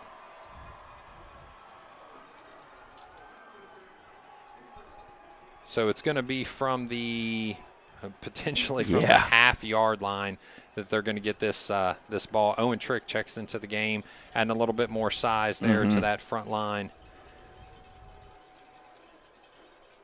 So they say the touchdown is no good, that he didn't score, he didn't break the plane, but they did get the penalty. So, like I said, they put it on the half-yard line. I think they just got Carter a little bit with that left hand in. Because I thought he was good on the right, just that left hand. Actually, I think he body bumped him before he made the turn. Yeah, before he made the turn. Because I was going to argue that a little bit, looking at the replay board. When they bring in quite a bit of size there on the left-hand side. We'll get you a number there, and they push McElroy in, and he's going to be in for the touchdown. So a turnover turns into a touchdown. McElroy's going to score for the second time today. It's going to be a 13-7 lead, and with the point after attempt, maybe 14-7. I mean, you just have to be frustrated that you gave away a possession. Yes, that could come back to get us later here. Yeah. I mean, if you secure that ball and if anything you just punt, you were going to get it on the 40-yard line. Even one first down flips the field. But, I mean, how do you come back? They're going to go for two, trying to catch Clinton-Massie off balance here. And it's going to go to the big guy, and he's able to stretch and put it over to the end zone. So a two-point conversion is going to be good. They separate a few of the players there at the end of the play, but all the momentum going to the Fighting Irish as the Fighting Irish student section is losing their minds. That's good. That's fun. That's fun to watch. It is for them. So now 15-7. So not only did you give away a possession, they scored, and you gave them another point. Instead of an extra point, you gave them a two-point conversion. So, like you said, what's going to come back to haunt you? Well, if you have to go for two to maybe tie it up, if you have to go to two to maybe even try to tie the game, I mean, that could be the difference in the entire thing. It definitely could be. And the guys right now, you can feel a little sense of just it's quiet a little bit here on this Massie side. We're going to have to find some way to get us sparked back up. And hopefully you got plenty of time to score here. Yeah. And you get the ball at half. And don't chase points. No, they get the ball to start the second half. Oh, they do? They do. They kicked off to us because we went on that 9-minute drive. That's true. Yeah. So this is going to be a big drive for us here to make sure we can flip the field at least to have them travel to get their touchdown. I think the first thing you got to do is secure the ball. Yeah, I mean, and I saw that. I kind of called that where they set the ball. There was an opening. Now, we did shift a little bit that way, but just not far enough on the last time. So we'll see if they pooch it back this way. This one they're going to kick away a little bit more. It goes to Carter Frank. He secures it at the 20. He finds an opening on the right-hand side, but he's going to be brought down at the 35, 37-yard line. So that's where Clinton-Massie will take over on offense as they move right to left on your radio dial or TV screen, whichever one you're looking at. It's got to be an answer at this point by Clinton-Massie. Yeah, I would say. I don't know how aggressive we're going to be here with the play calling, but I still think we'll probably stick with what we do. But you could see an occasional boot in here with Cody maybe letting it fly on this drive. Yeah, at this point you got to go with what got you here. Yeah. So there's nothing fancy at this point. It's just it's no panic button yet. No. Colton Trampler tries to make one man miss. He does get outside of the tackle box to add another 2 yards to that run. It's going to be 3 yards on a first down run. But over the last couple weeks, I mean, we understand, the offense runs through the fullback, and so do the defenses that we're playing. They understand the offense runs through the fullback as well. Mm-hmm. Right now, Colton, he's struggling a little bit to get going. I mean, they are doing a good job taking him out. 7 carries, 20 yards. Grant Mormon into the game. Carson Van Hoos tries to find an opening. He doesn't find one. He's able to at least get a successful run outside of the numbers there. To the sideline he goes. And he's going to be stopped with third down and what looks like probably actually they called him going out of bounds with just a 1-yard gain. They must have said his right foot touched the white chalk there on the right-hand side. So it's going to be 3rd and 5, almost 3rd and 6 at this point. And you're off schedule as well on the Massie front. Met immediately as Carter Frank. 58. Yeah, big boy play. up front. Yeah. He read that right from the get-go. You could see he was shooting his gap, and he was good to go. Michael Branch is a junior, 5'10", 270, and Clinton-Massie's going to have to punt. So no answer for Clinton-Massie at this point. They were unable to get a first down. they only got 5 yards actually out of that drive. So the last 2 drives, they've been choked. They've been held up by the Ursuline defense. Cody Zantini's going to be your personal protector for Keegan Lamb, your punter. The snap goes back to Lamb. A little high, but he catches the right-hand side. Oh, it's going to be a rough punt off the right-hand side. It's just going to go out of bounds at the 44-yard line. So basically a 10-yard punt. That's what it was. Yeah, this is starting to turn in the wrong direction for the Falcons right now. I'm just looking at, some body language, just some, you know what I mean, some heads down. Fans are getting really quiet, so this is not looking good right now, Falcons. So we know that Clinton-Massie struggles to play from behind. Yeah. And at this point, it looks like they're bringing a receiver out here that's actually a big lineman, boy. Yeah, 53, number 53. Hayden Dorian. So looking to the left-hand side, they actually pass the bubble screen. Brandon Updike stops that after a 4-yard gain. So they did bring out one of their linemen here to the right-hand side, looking like they were going to bubble out this way. Yeah, it's like they almost had his choice of screen which way to go, on that bubble. So they're opening up the offensive playbook if you're the Ursuline Fighting Irish, trying to get one more score before halftime here with 3:19 left in the second quarter. The snap, the ball goes to Shannon. He pulls it, and he finds an opening on the right-hand side, which is going to be for first down yardage.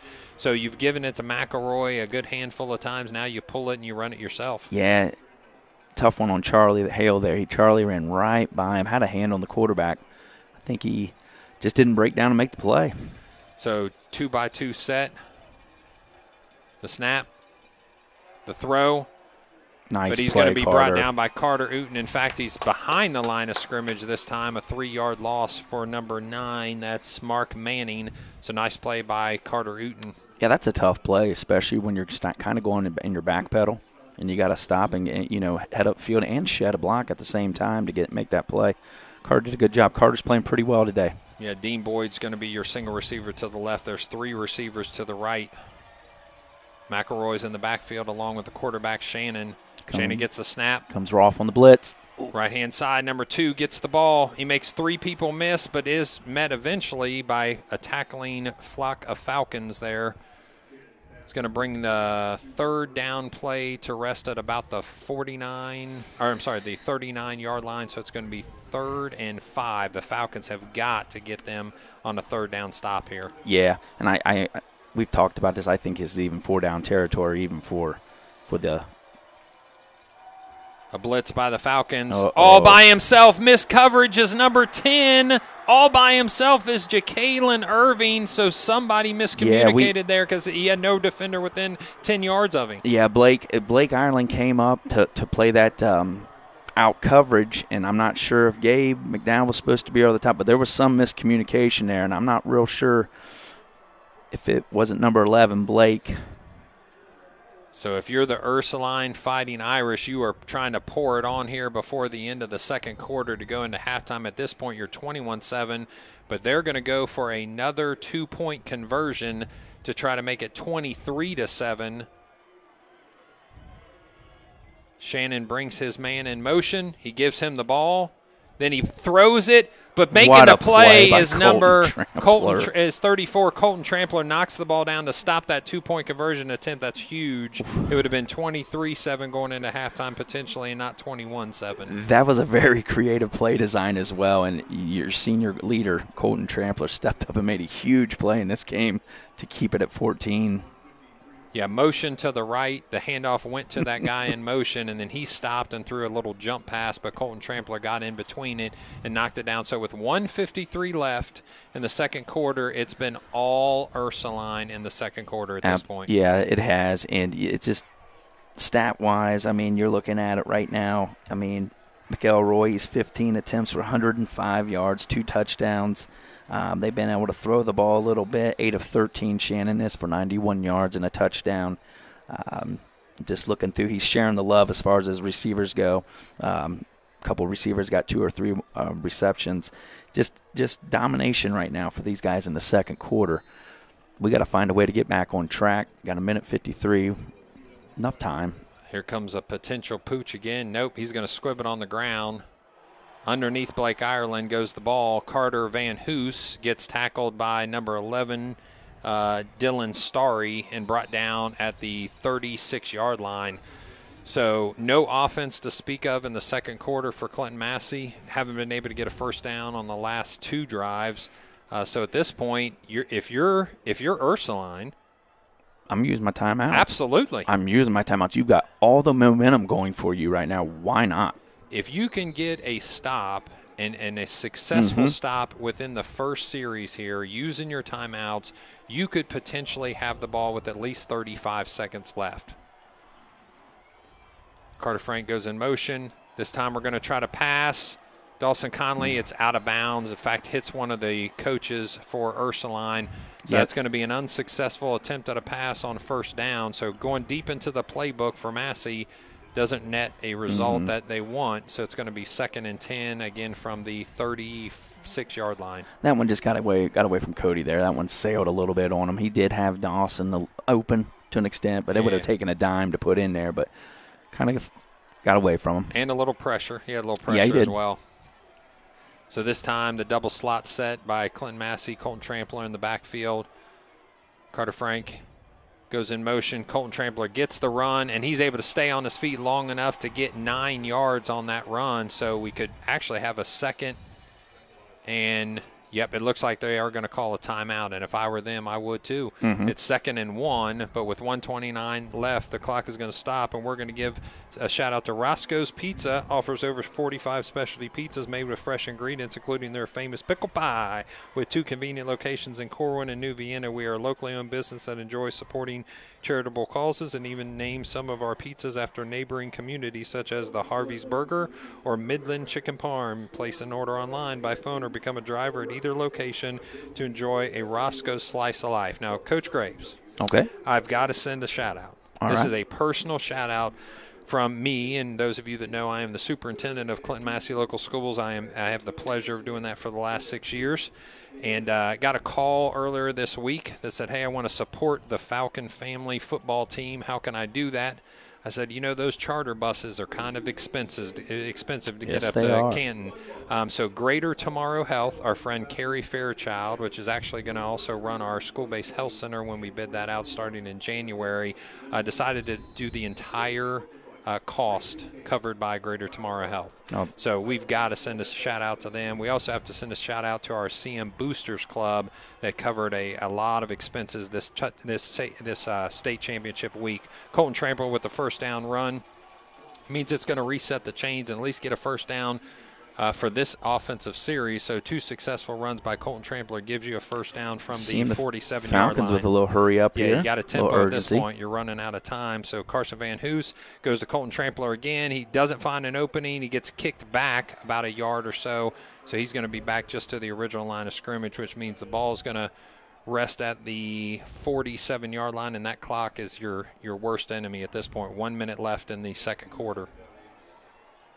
Trips right, shotgun. How about this?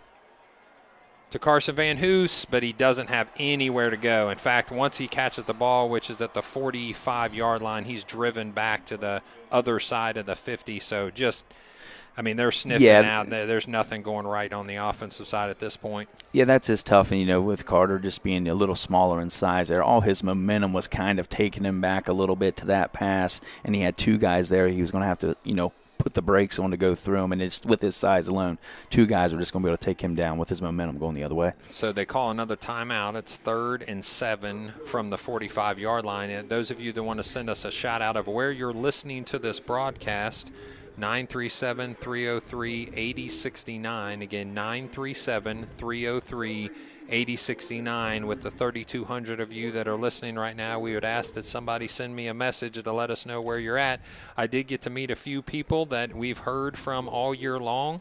I think, Rick, you remember EJ and I mentioning a couple from San Diego. We always say from San Diego. That is Coach McSurley's brother-in-law, and they made the long trip, the flight up here to support him. So I got to meet him in person. I appreciate them checking in. We've also had many people check in from the Falcon family faithful. Clinton-Massie comes back out at the 45-yard line, slot left. I backfield.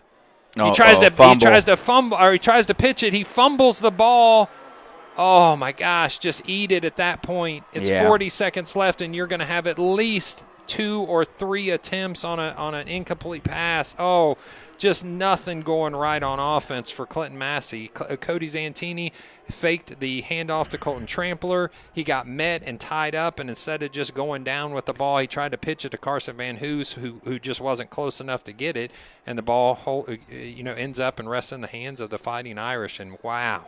Yeah, that was this Cody trying to make a play there, and unfortunately, it did not work out.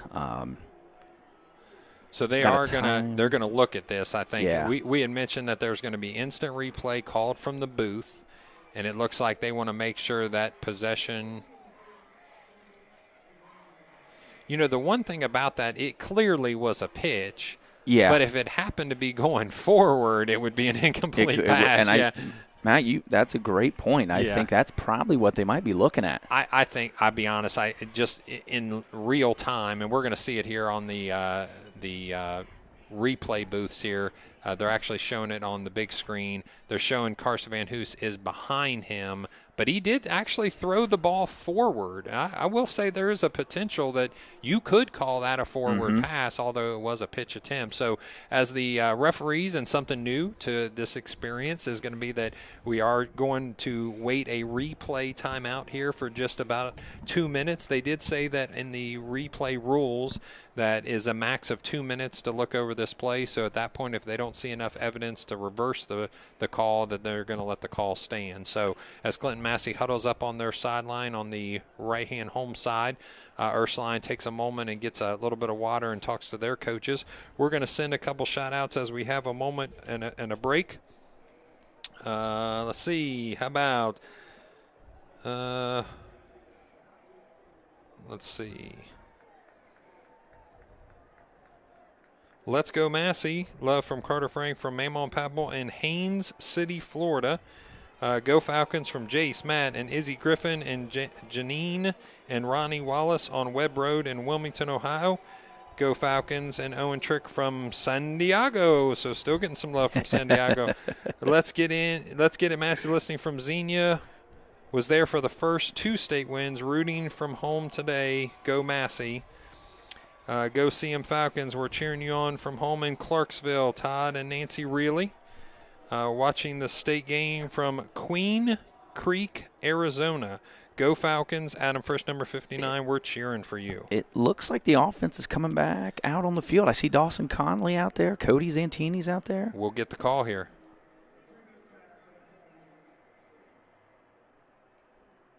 Incomplete pass. So it was the fact that he did throw it forward. Yeah. And believe it or not, Falcon fans, being down 14, that's a huge reversal for us. Yeah, because even if we can just run the clock out at this point, that's not another offensive attempt for them. And they don't have any timeouts, but it is 4th down. So you're 4th and 7 at this point. You want the clock to run, so the clock will start at 43 seconds to end this second quarter. You got to think you're keeping it on the ground to keep the clock running, because, like you said, they actually showed them have three timeouts left. Yeah, so they're going to punt. Much better.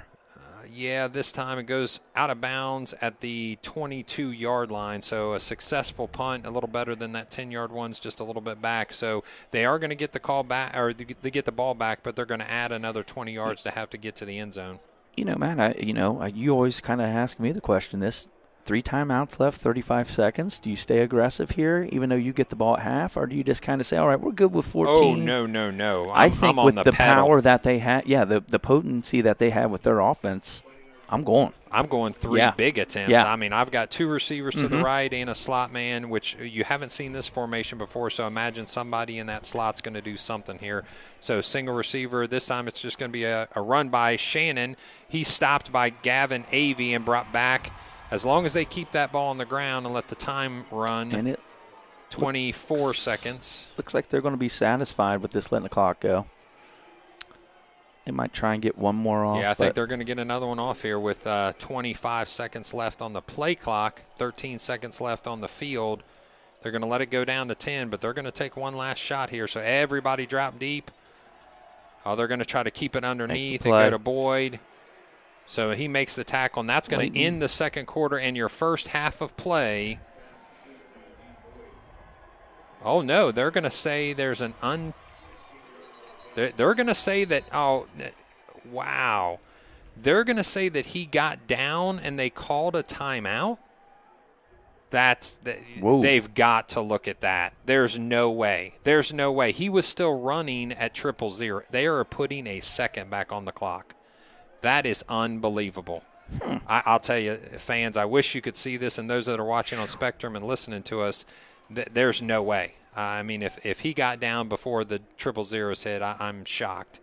So it seems like Ursuline's going to get one last attempt. And I'm telling you, that's the storybook stuff that you don't want to hear when you're on this other side of the scoreboard at this point, 21-7, how they got a second left in the second quarter and they threw a Hail Mary bomb, 70 yards down the field and scored. If I'm Massie, I'm putting everybody other than maybe Colton Trampler and Leighton Bell.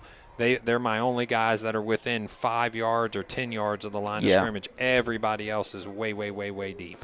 And you got a couple options here. They could always Hail Mary with Shannon throwing it. I do have an interesting stat here that Mark Manning, number 9, he is 2 for 2 on the year passing. So double pass. They could maybe try to sneak a little double pass. But like you said, our defense should be so far back that we should never fall for that. Can't let anybody get behind you. I mean, at this point, they're just going to chuck it to the seats. Ursuline sets with 1 second left, a gift from the referees. Left-hand side. Hook and ladder. Hook and ladder, yep. Goes out of bounds, and now the quarter will end. Now the half is over. They get the extra play, but for not. It's going to be 21-7. So you're off schedule as far as your scoring. You're off schedule as far as your yardage in the first half if you're Clinton-Massie. After extremely successful first drive, 9-minute drive, you go, I would say, what was the total? 73 yards, I think, on that first drive or so, 17 plays. Yes. Yeah, and then since then, what's their total yardage for the half? Total yardage for the half, we have total plays ran for us is 29. Total yardage, 123 at the half. Wow. And we got most of that in the first drive. Yeah, so Clinton-Massie will step to the locker room, and at this point you're in a little bit of a spot that you haven't been in too many times, and that is you're down by 2 scores at halftime. They're going to get the ball coming out of halftime. So, I mean, you've got a couple things that you've got to worry about. Not only do you have to stop them from scoring, minimally hold them to a field goal. If you can get a turnover on downs, that's fantastic, or some sort of turnover. But at this point, you've got to keep them off the scoreboard and then return some sort of offense to start the third quarter. Yeah, this is, to me, you want my own opinion, this coming from Coach. This drive here coming out of the half is going to be huge. I think Ursuline puts up 7 there. We're going to be it's going to be tough sailing for us the rest of the way. So coaches are going to do a good job in there, getting the guys settled down. All right, they're going to make adjustments, and hopefully Falcon fans, we come out here with a little more energy and make some plays. Well, I will say this. I was here for the 2017 state game. Okay.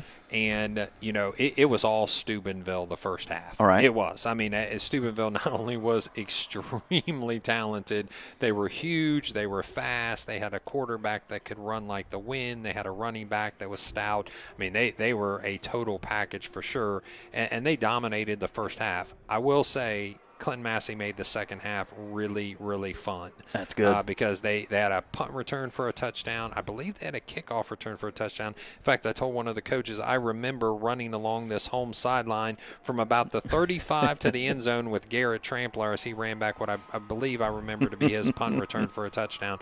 So fantastic second half in 2017. It's got to be the same thing here for Clinton-Massie to be able to pull this one out, down by 2 scores at this point, 21-7.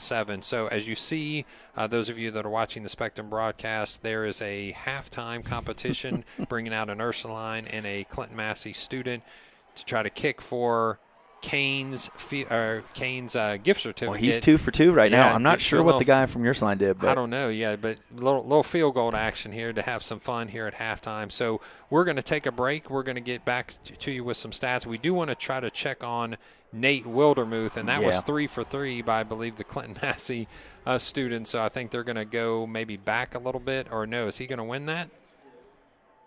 Yeah.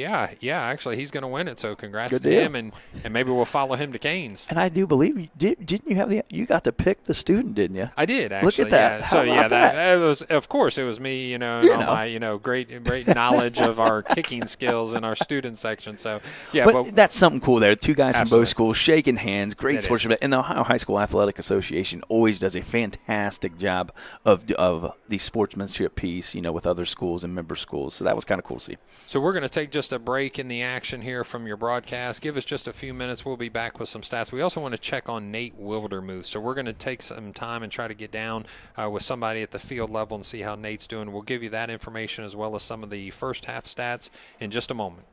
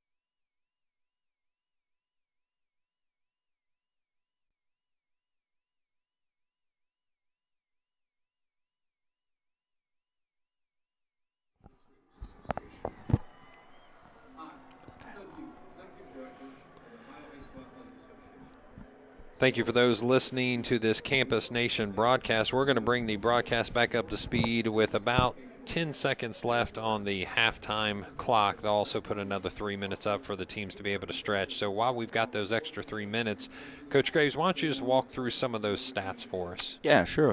Total yards for right now. We'll go to look at total yards. You had 241 for Ursuline, 123 for Clinton-Massie. Divvy that out. 121 pass yards, 120 rushing for Ursuline, 122 and 1 pass yard for Clinton-Massie. I like the big stat of the third down conversions. Ursuline is 5 of 6 right now on third downs. We're 5 of 9. You looking at some individual stat. Time of possession right now, we're 14 minutes compared to their 9, almost 10. And I look at individual stats now. Shannon, number 5, he's 10 of 15 for 121 yards and a touchdown, a 67% completion percentage. Mikael Roy, 15 attempts, 105 yards and 2 scores. That's number 6, the running back. In receiving, they got it everywhere. I mean, you got Boyd with 4 receptions, number 1 for 45 yards, 9 with 3 receptions, and 2 with 2. Over on the flip side, for Clinton-Massie, we look at it. Trampler has 10 attempts for 41 yards. Van Hoos has 8 for 37, and Carter Frank has 7 for 18.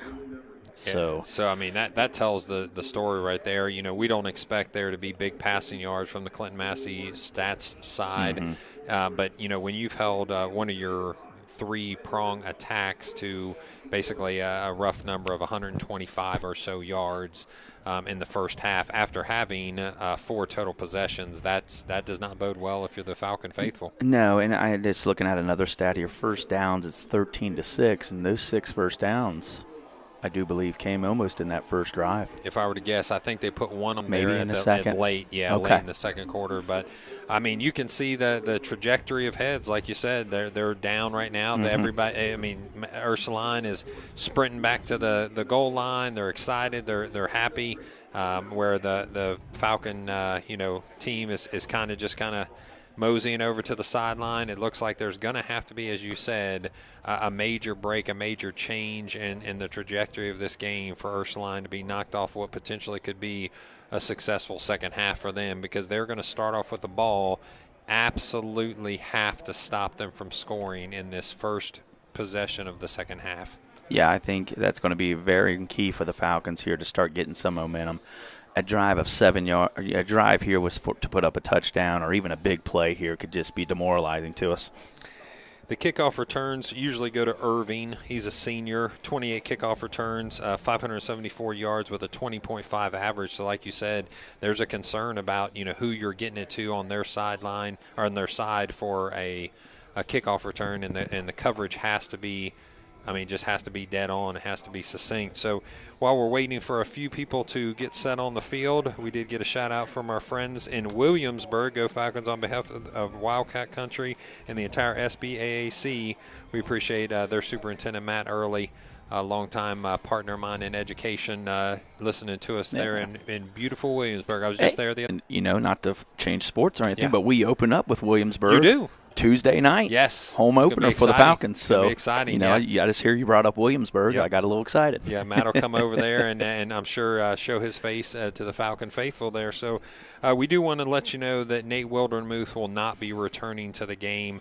His injury is significant. We'll let the family decide what they want to share with that, but we do ask you for hopes and prayers and thoughts for him, but he will not be returning. And what a great season Nate had, especially in this playoff run. He has been playing out of his head. We mentioned specifically a couple weeks ago he had 11 tackles. 11 tackles is unbelievable in a high school football game. So we appreciate those of you that are tuning in on Campus Nation, the 4,200 of you that are listening so far. We appreciate those that are helping us with the engineering. That's Rick Phillips always. My co-host, my color commentator is Steve Graves, which is our Clinton-Massie men's basketball coach. And I'm Matt Baker, the superintendent, getting ready to start a second half. What we hope to be an exciting second half for the Clinton-Massie Falcons. 12 minutes gets put on the clock, and the start of the third quarter will be teed up by Ian McGinnis at the 40-yard line. And it's going to rest on this kickoff coverage team right here. Yeah, I'm trying to find out where he's at right now. I can't. He's not the deep man. Yeah, the coach said they've actually been using him in a shorter base. Yep, so, and there. Yeah, it goes. Is that him? Yeah. Wide open, wide opening there. Yeah, good stick. Going to be a nice stop by Dawson Conley. Yeah, that's a good move by him. So Jacqueline Irving is stopped at the 30-yard line with a nice tackle by Dawson Conley. I actually looked at his stats. He's had quite a few tackles on kickoff.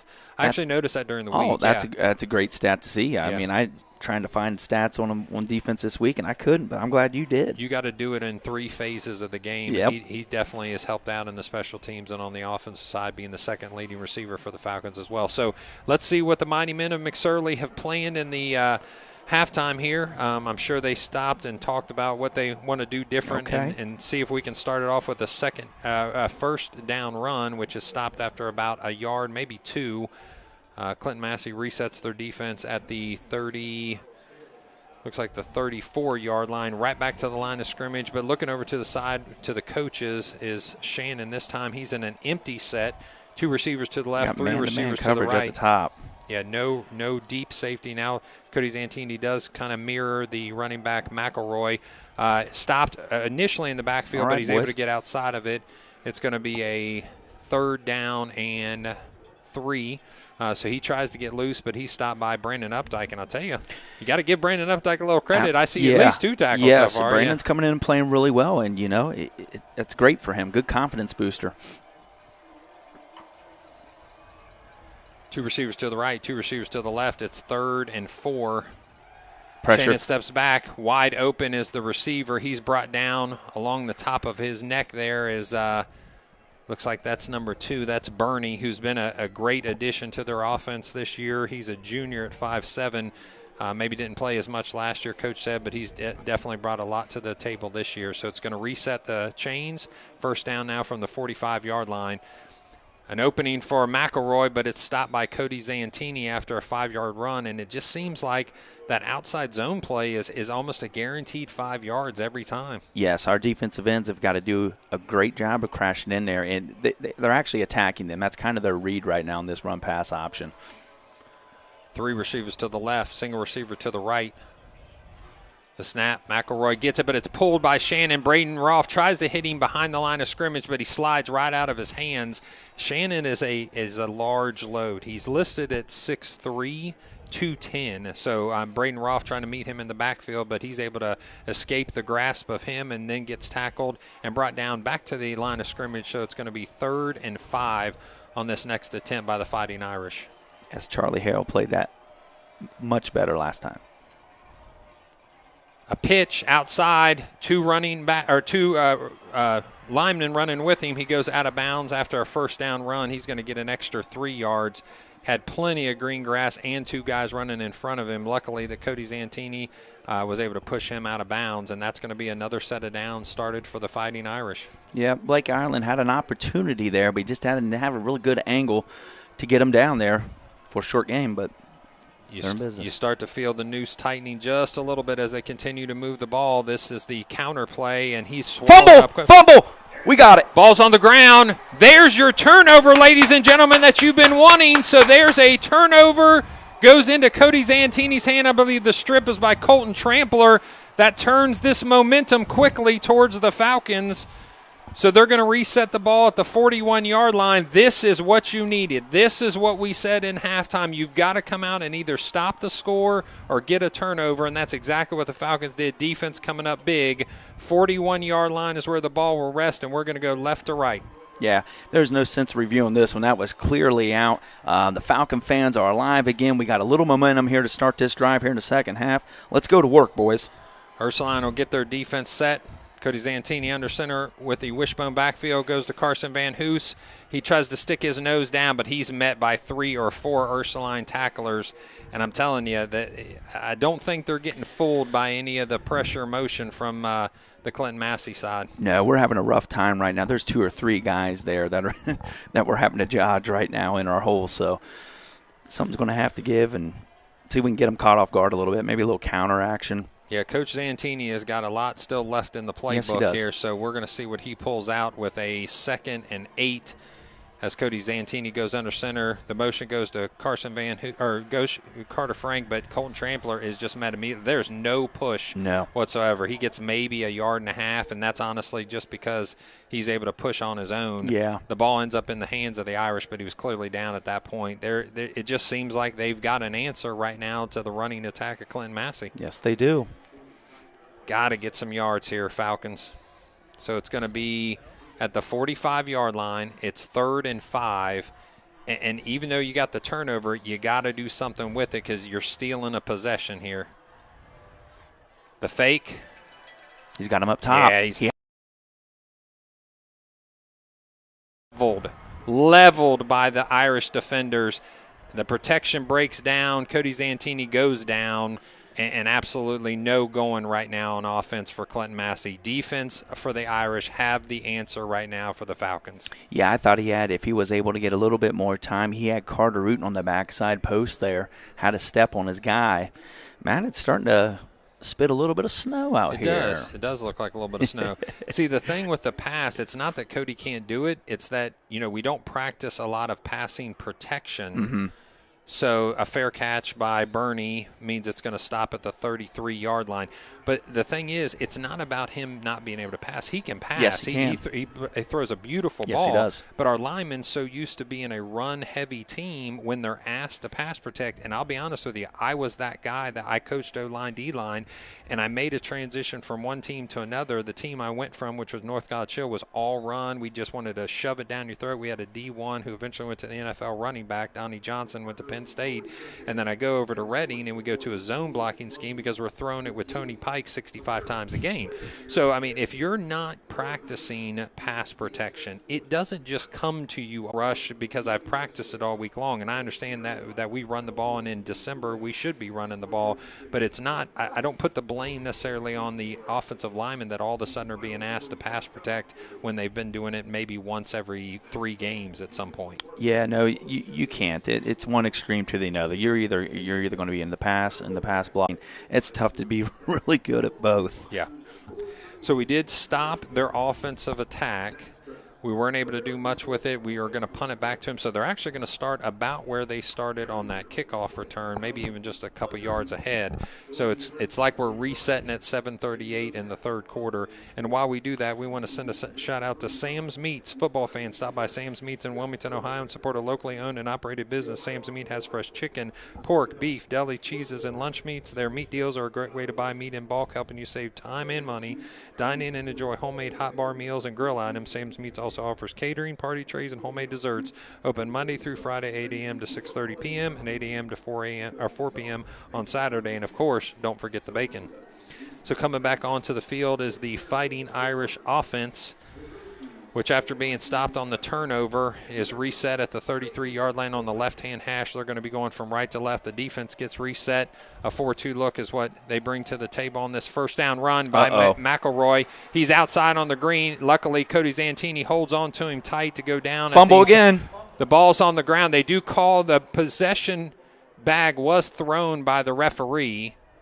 So we're going to see as they pull the pile off here. It's still in the hands of Ursuline. They did throw the possession bag, but the ball is going to rest in the hands of Ursuline. It's going to be a first down after that first down run.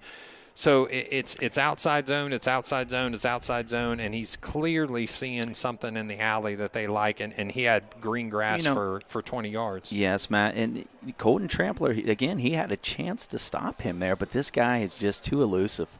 He's really good, and like you said, he keeps stretching it out there. And first down.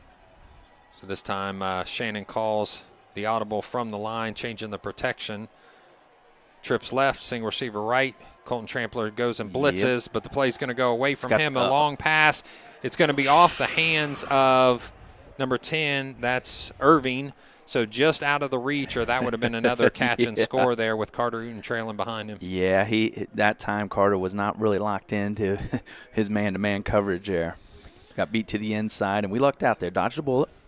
So 21-7 is your score. Those of you that are joining us late here in this broadcast, 7 minutes left in the third quarter. It's been all Ursuline in the second quarter. They have had a turnover to start the second half.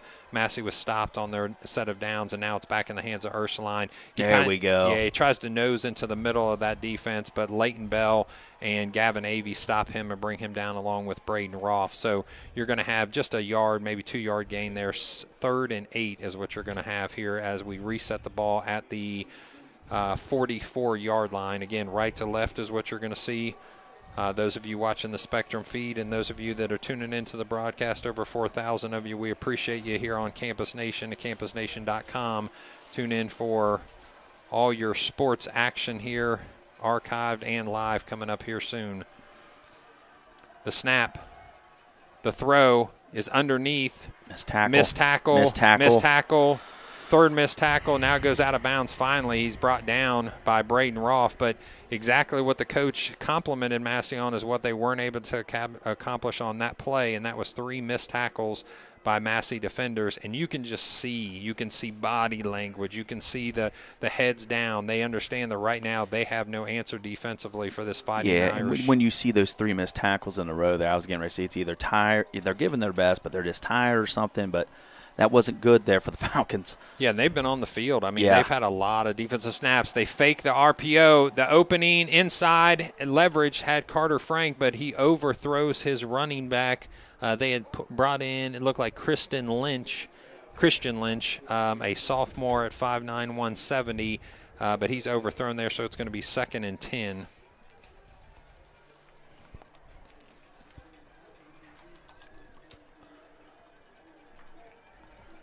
Ursuline taking their time here on this one. Still kind of, up at the line ready, but definitely have slowed it down compared to earlier, If they can score on this one, they don't mind eating some clock at this point. They want to keep it out of the hands of Massie and just keep on rolling. So, again, that opening this time on the left-hand side closes pretty quickly by Leighton Bell and Brandon Updike, so that's going to be a 3rd and 7 to try to finish this drive off for the Fighting Irish. Yeah, the defense is being successful right now, trying to get 3rd and long here. It hasn't been like this for us a lot today, so an opportunity here on money down to get off the field and see if we can get the offense back on. Shannon setting his protection. 2 receivers left, 2 receivers right. The counterplay, this time he wants to RPO, but he's going to run into Charlie Hale. The ball goes sailing left, and that looks like it should be intentional grounding. There was nobody even close to him, and he was inside the tackle box. Everybody on the sideline of Massie is calling for it, but unfortunately it doesn't look like the refs pulling their pocket out just yet. So that they're going to call that 4th down. Mm-hmm. Yeah, that back judge came in and was pointing to number 1 receiver that was in the area. So they're going to go for it here. Yeah, if at this point, if you can put the nail in their mind in the coffin, then you're gonna take your shot here. 2 receivers to the right, 2 receivers to the left. Big play for the Clinton-Massie defense. See if we can get some pressure on him. Shannon steps back, gets the snap, fakes it to McElroy, has his receivers open in the middle of the field. That's number 1, Boyd, on the crossing route. Touchdown, Ursuline. And he celebrates in the back of the end zone because he knows that may be the end of the offensive threat for Clinton-Massie. Coming back 3 scores for a wishbone offense is a tough task, especially after they got the turnover that they needed in the first series.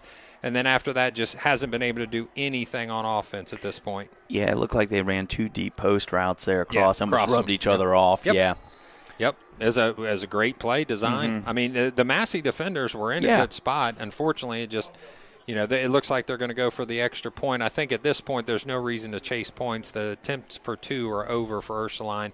If they go up 28-7 with 5:23 left in the third quarter, with Massie not being able to move the ball on offense, and they're actually going to get Blake Ireland for jumping across the line of scrimmage on the PAT, so they're going to get a second attempt. He's bringing out the offense. Yeah, they're calling the offense. Why wouldn't you? Mm-hmm. So, I mean, at this point, you got to be a little frustrated if you're the Massie coaching staff because we're just giving them, extra attempts at this point. So Owen Trick checks into the game as extra size defender there. So stepping out is Gabe McDowell. So now they'll go for 2 because the ball is placed inside of the 2-yard line. Same formation that you saw before. Yeah, these are some crazy formations. The snap. Running to the right is Shannon. He's just going to walk into the end zone by himself. easy, tosses the ball to the ref, and Ursuline in complete control at this point. So 2-point conversion is good. It's going to be 29. Looks like we got the ref came in and said false start. The top official came in and gave a false start. Okay. Oh, so they are going to call a false start. Okay, so they're going to call a false start. They're going to replace the ball down at the 7-yard line. So it looks like they want to go on the left-hand hash, and they're calling the PAT group back out. So an interesting exchange of events there. And if you can keep it to 1 point instead of 2, who knows what, the rest of this game looks like. And, if that's going to be a help to the Massie sideline here, we'll see as the game progresses. But at this point, you've got to answer on offense. Absolutely have to answer on offense for any chance, any hope of coming back. We know that the second half of the Steubenville game here in 2017 went really well for Massie. They were just in too deep of a hole. You hope that Massie can turn something on offensively at this point, because they're going to be down by 3 scores if they kick this extra point. Looks good. So 28-7 will be your score with 5:23 left in the third quarter. So unfortunately, the double crossing route on the posts ends up in a touchdown in the hands of Dean Boyd, their leading receiver, which is going to put the deficit down 21 points in the third quarter. I mean, what's your thoughts, Steve? Right now, I'm not feeling really good about this. I'll be quite honest with you, Matt. I just think Ursuline, they've got a good run game as well. So anytime they get the ball back here, they're just going to eat away clock the rest of this game. I think they're satisfied. I think with points, like you said, chasing points and all that. I think they're feeling pretty good right now, being up 21, especially with the run game that they have. Yeah, it just simply I think they have too many offensive weapons. Yeah. And the coach mentioned it during the week that he gets a little frustrated, and not in a bad way, but everybody wants to talk about his offense. He tried to push as much positive. So to Colton Trampler, he's going to go ahead and fair catch it. Yeah, at this point they're wanting to maybe pile it on just a little bit. If they're going to win, they want to win with a lot of points. So pooch kick does not go to back to Ursuline. It actually stays in the hands of the Falcons. And like I said, the Falcons have done a great job all year. They're in this game for a reason. The coaching staff has a couple state championships and another runner-up in 17. So by no means is this game over, but they've got to answer on offense at this point. Colton Trampler opening on the left-hand side. He's able to run for a first down on first down, so they'll move the chains out of the I backfield and slot look. Brings out one extra defender, so if you can get some push on the line of scrimmage, you're at least taking on 8 now instead of 9 in the box. Yeah, that's always, like we always say, if we can get Colton Trampler going a little bit here, good things could happen for us. Double slot look this time, single receiver to the right. That's Grant Mormon. Run blitz, looks like, yep. The pitch goes to Carson Van Hoos, but there's no opening. On the right-hand side, he gets stopped at the 50. Just the same, distance that you've seen between defenders in all the games leading up to this. It's just not there today. No. Ursuline is fast. They're strong on defense, and Massie is trying to match them. But right now, intensity's got to be an issue, and we got to get some Falcon faithful up and out of their seats because the ball's just not moving in the hands of the Falcons like they'd want it to. They're up front right now. They're just doing a really good job of just creating piles. Colton Trampler there had a chance to take out a little bit left side. He cut it back right, and I don't know what the vision there was. But Michael Branch has definitely been an absolute stud on the inside for Ursuline. He's 5'10", 270. Also up front there, looks like number 17, Xavier Don, who's only a sophomore but listed at 6'3", 235. So this time Cody Zantini fakes the handoff. He's off to the races to the right-hand side. He's only got one man to beat. Can he beat him to the end zone? 5-10, touchdown, all right. Massie. Okay. That's the answer you absolutely had to have. Had to have it. So Massie with a fake of the fullback on the option. Cody Zantini cuts all the way across the field to the right-hand side of the pylon on the right-hand side of the end zone, and that's going to give you a touchdown for Cody Zantini and the Clinton-Massie Falcons, making it a 28-13 score at this point. Hey, right back into it here. You just got to get out here defensively and get maybe another turnover or stop. I've got some goosebumps now. Snap. kick, up, and it's good. So all right. Now you're back on schedule a little bit. 28-14 is your score, and that was a quick strike because they started that drive a little over 5 minutes, and it's 3:48 in the second. Yeah, they went quarter. 4 plays there, 65 yards, minute and 35. Got the crowd rowdy again. You got everybody standing up now, trying to get a little excited here. Once again, here's our kickoff team. Hopefully we lock down here. Yeah, it's something. Something can change quickly on a kickoff return, especially when you've got a very potent return team like Ursuline. So at this point, if they secure the ball, then let's just get them down really no matter where it is and make sure that they have to work to get that score. Yeah. So Ian McGinnis will tee the ball up after the score, the successful run by Cody Zantini, outrunning the last defender there to go to the right-hand side of the end zone, gives our score 28-14, 3:48 left in the third quarter. You can see Ursuline has an extra guy up here close to the line, so it's not a chance that they're going to try to – they're just going to kind of kick it to the corner there. And it goes into McElroy's hands. He's missed by Green, and he's got some space on the right-hand side, but nice play by Colton Trampler. Great tackle by Bolton Colton. I mean, that's just a senior leader saying, no, not today, not on my watch. You're not going to do that to me, because he had some grass if he would have been outside of him.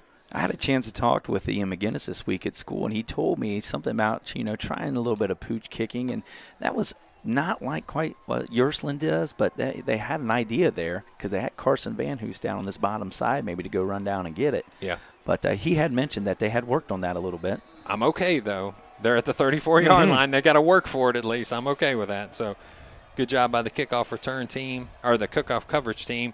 Ball goes to McElroy. He finds an opening on the right, but it closes up pretty quickly. So just a 2 to 3 yard run on first down there. So the Clinton-Massie defense has to answer the efforts of the Clinton-Massie offense and either get a turnover or at least stop them on the first set of downs here. And that would be a huge get for the defense and allow the offense to get back on the field before the third quarter expires. We have 3:18 left as the clock restarts.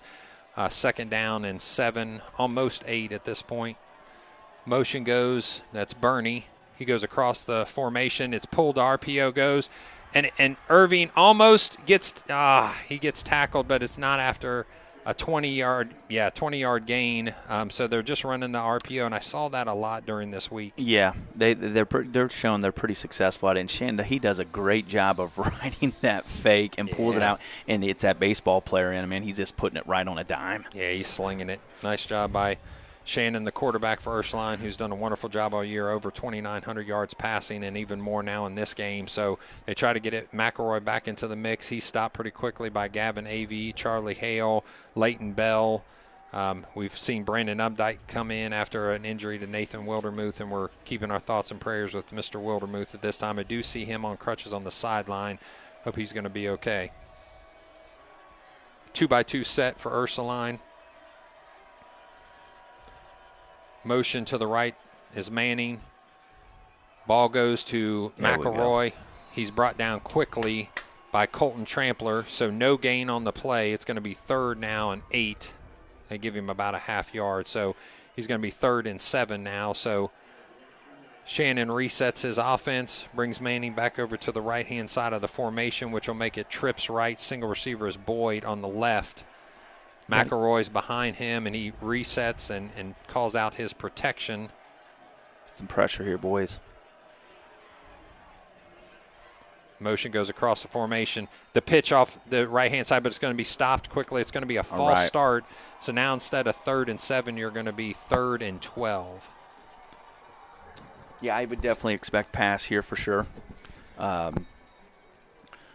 Maybe they could do a little RPO. I'm not sure. But. Yeah, at this point, I would say I would not pay too much attention to the run. I would say definitely you're not. definitely They're slinging empty. it. Yeah, they're empty backfield. So. Yeah, it's going to be a 3 to the left, 2 to the right. No running back in the backfield. Shannon takes the snap. It's going to be a bubble screen. Looks like 2 or 3 defenders are there. He's able to stop him, and then actually it's going to be a flag. Easy, Charlie. It looked like 68 got into the face of Charlie Hale, and then Charlie responded back. But we need to keep our heads and don't give away extra yards there. So we're going to sort this out with a penalty that's going against Ursuline. It looks like as they already start to march backwards. We're declining that penalty. Actually, the defensive coaches are declining the penalty to make it 4th down. And that may bring a punt for Ursuline. So they're declining the penalty. And, yeah, Ursuline's going to bring their punt team on the field. And while they're bringing the punt team on the field, we want to thank Liberty Savings Bank. They appreciate the Clinton-Massie coaches, teachers, and administrators for the work they do today to build the leaders of tomorrow. We'd also like to thank our team of top-notch employees that are dedicated to make our community great. With historically low mortgage rates and state-of-the-art online banking, find out what we can do for you to make banking simpler at Liberty Savings Bank.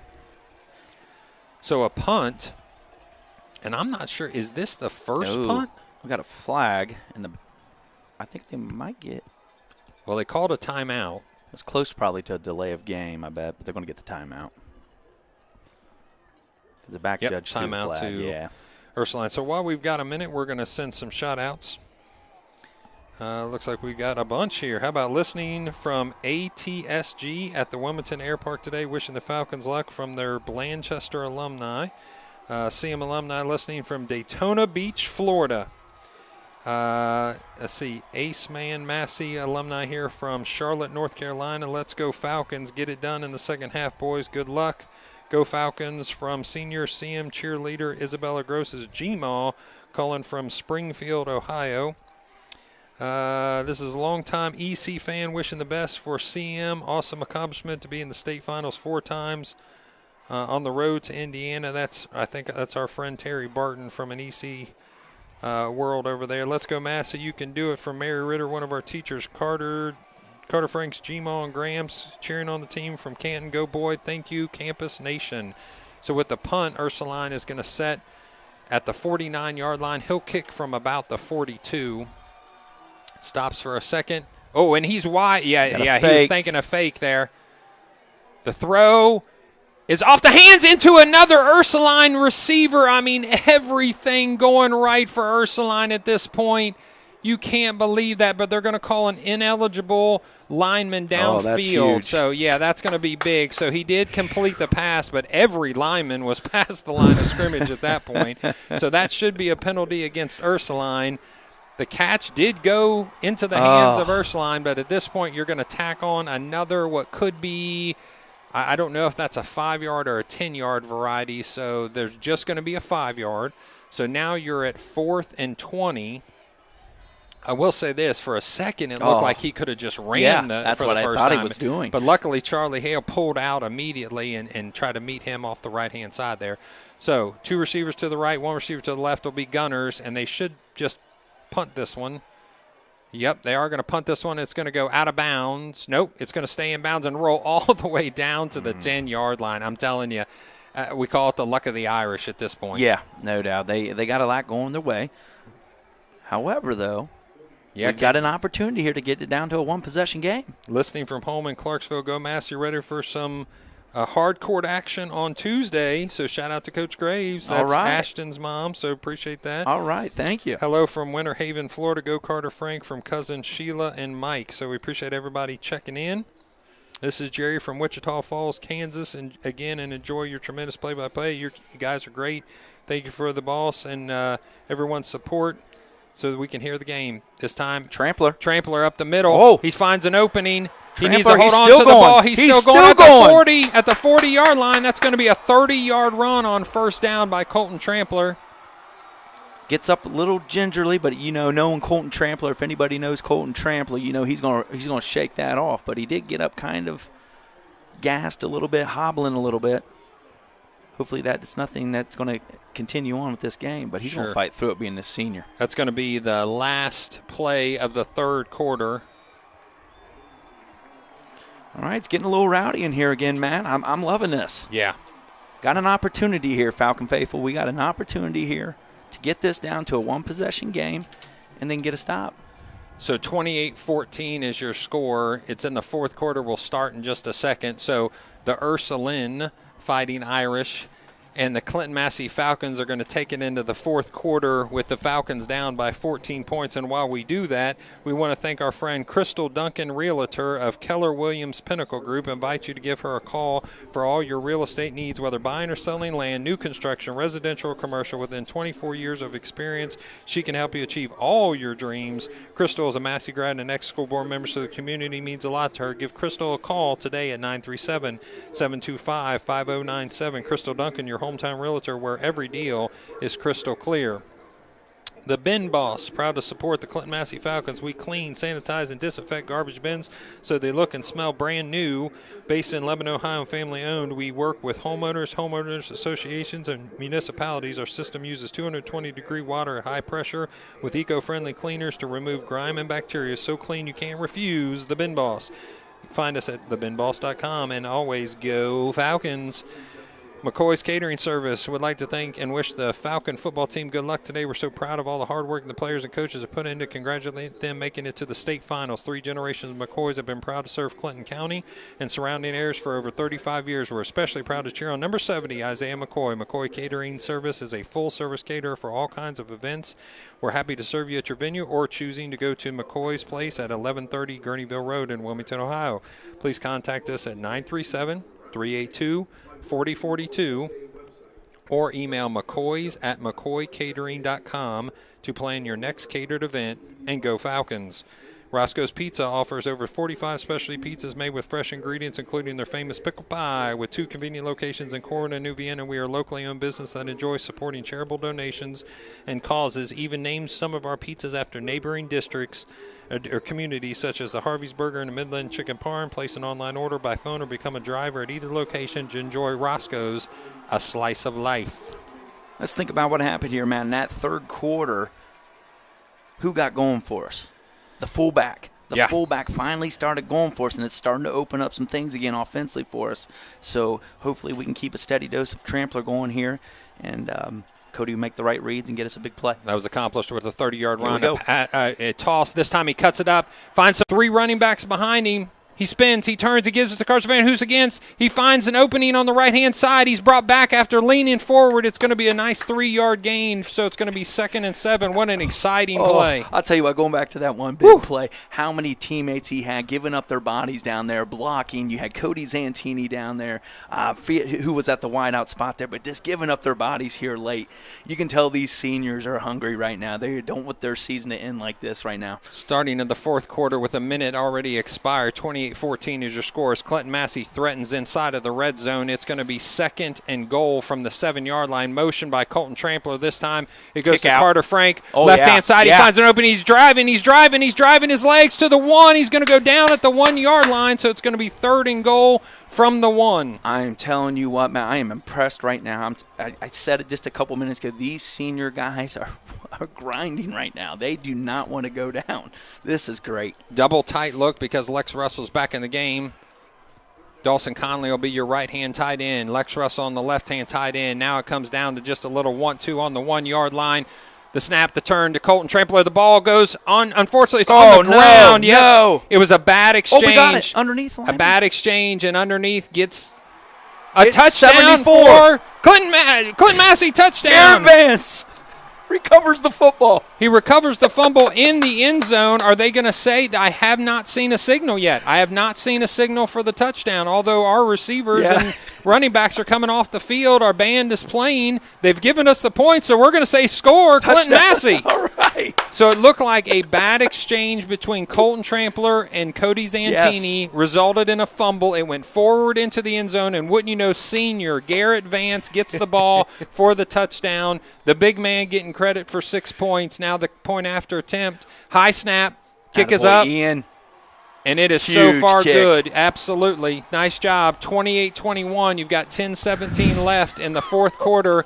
Do you believe, Massey faithful? Do you believe, because it's down to a 7-point lead for the Ursuline Fighting Irish? At this point, all the momentum swinging back towards the Falcons. But as you said many times, Coach Graves, this is a major part of the success of this quarter. If they can stop this kickoff return for little to no gain, or if anything, just to continue to keep them on this side of the 50 and make them work for the score. Now you need to. Yeah, you've got a lot of momentum going on your side right now. Has just turned into one fine game. And I haven't been around in Massie a lot. I've always known from afar. Right. But you even mentioned it with the Steubenville excitement from the previous year up here. Look what's happening now, and welcome to Clinton-Massie football here for me. So this second half was great for 2017 team, and it looks like the 2021 team is trying to mimic that success in the second half. Ian McGinnis has got the ball teed up. He kicks it away. It's going to be a far kick, and it's going to go back in the hands. Is that Irving? Yep. Irving tries to cut across field, but the tackle's made at the 20-yard line.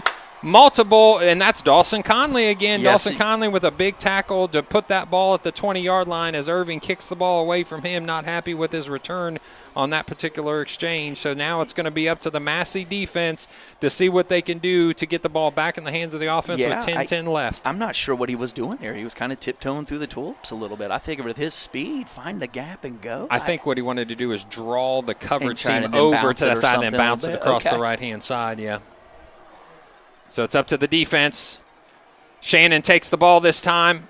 He gets down by Leighton Bell after a 5-6 yard gain, so that's going to be a nice run for him, and they're going to go right back to the line of scrimmage they've been doing all night. They look over to the sideline. Plays called by the coaching staff, and they're 2-by-2 set, 2 receivers to the right, 2 receivers to the left.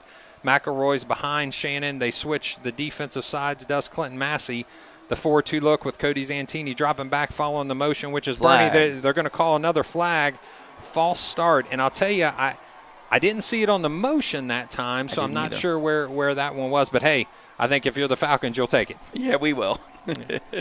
So we appreciate those that are doing a great job up here in the box, giving us some statistics. So right now it looks like 31 rushes for a net of 172 is what the Falcons have.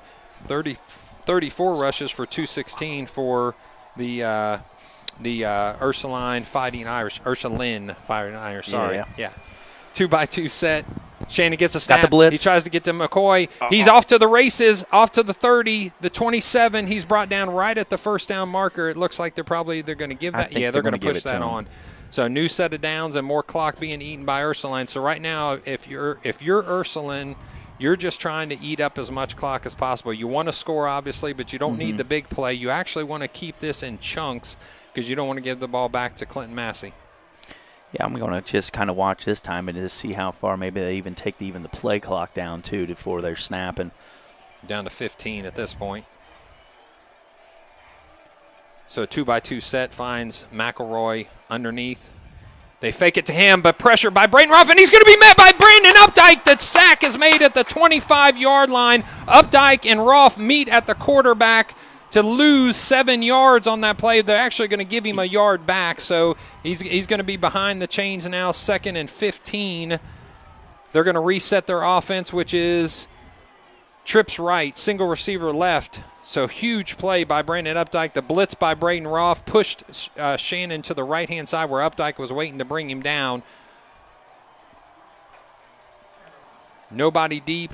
Now Cody Zantini switches back to the middle of the field.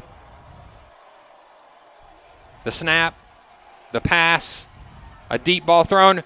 Falling out of bounds is number 1, Boyd. It looks like he got tied up in the feet of Carter Uten, and both of them went down, but no call, so that's going to be 3rd down and 15 still. Pretty good no call there. I thought, I saw Carter falling down. I think they just the feet got, I wasn't sure, and that was great, huge. This place is going crazy. Here we go, big 3rd down. Gabe McDowell calls out the defensive back signals. Cody Zantini resets the defensive backfield. And this time you're going to see 3 people deep across the 40-yard line. 2-by-2 set. Running backs behind Shannon. That's McElroy. Ursuline fakes the play to the right, looking for a receiver to the left. The middle of the field, wide open is Boyd. He brings it down. The ball is incomplete. What a play by Carter Frank. Carter Frank stays with the play all the way to the ground. He knocks the ball out of the hand, and Boyd gets up gingerly. We hope he's okay. He's going to go off to the side of the field because that's going to bring up 4th down and 14 as the coach gets into the ear of a couple of his players. And into the ref's ear just a little bit as well, I think. So they're gonna probably punt this. Now, they've been known to do some trickeration here, so I wouldn't get too sleepy. What a great play by Carter Frank there. Initially was beat, jumps in, puts his hand in there like earlier with Carter Uten did to punch the ball out. What a play. Another, again, a senior stepping up, making this, hey, we are not going out this way. Okay, so Ursuline calls the timeout. He's telling the ref, I want you to look at that play. I want you to look at that play. So, Steve, let's go back to our manual there. It was called an incomplete pass. Yeah, he might be calling a timeout just to get the guy down beside us to look at it. Yeah, he is pointing up to the – he can't make this call. He cannot throw a flag or anything. I think they're trying to convince the replay official up in the booth to look at it. So if he's down, if that's a completed pass, then it's a fumble and we recover the ball. So he's down, but then he fumbled the ball, Right. See, I don't think he has complete control.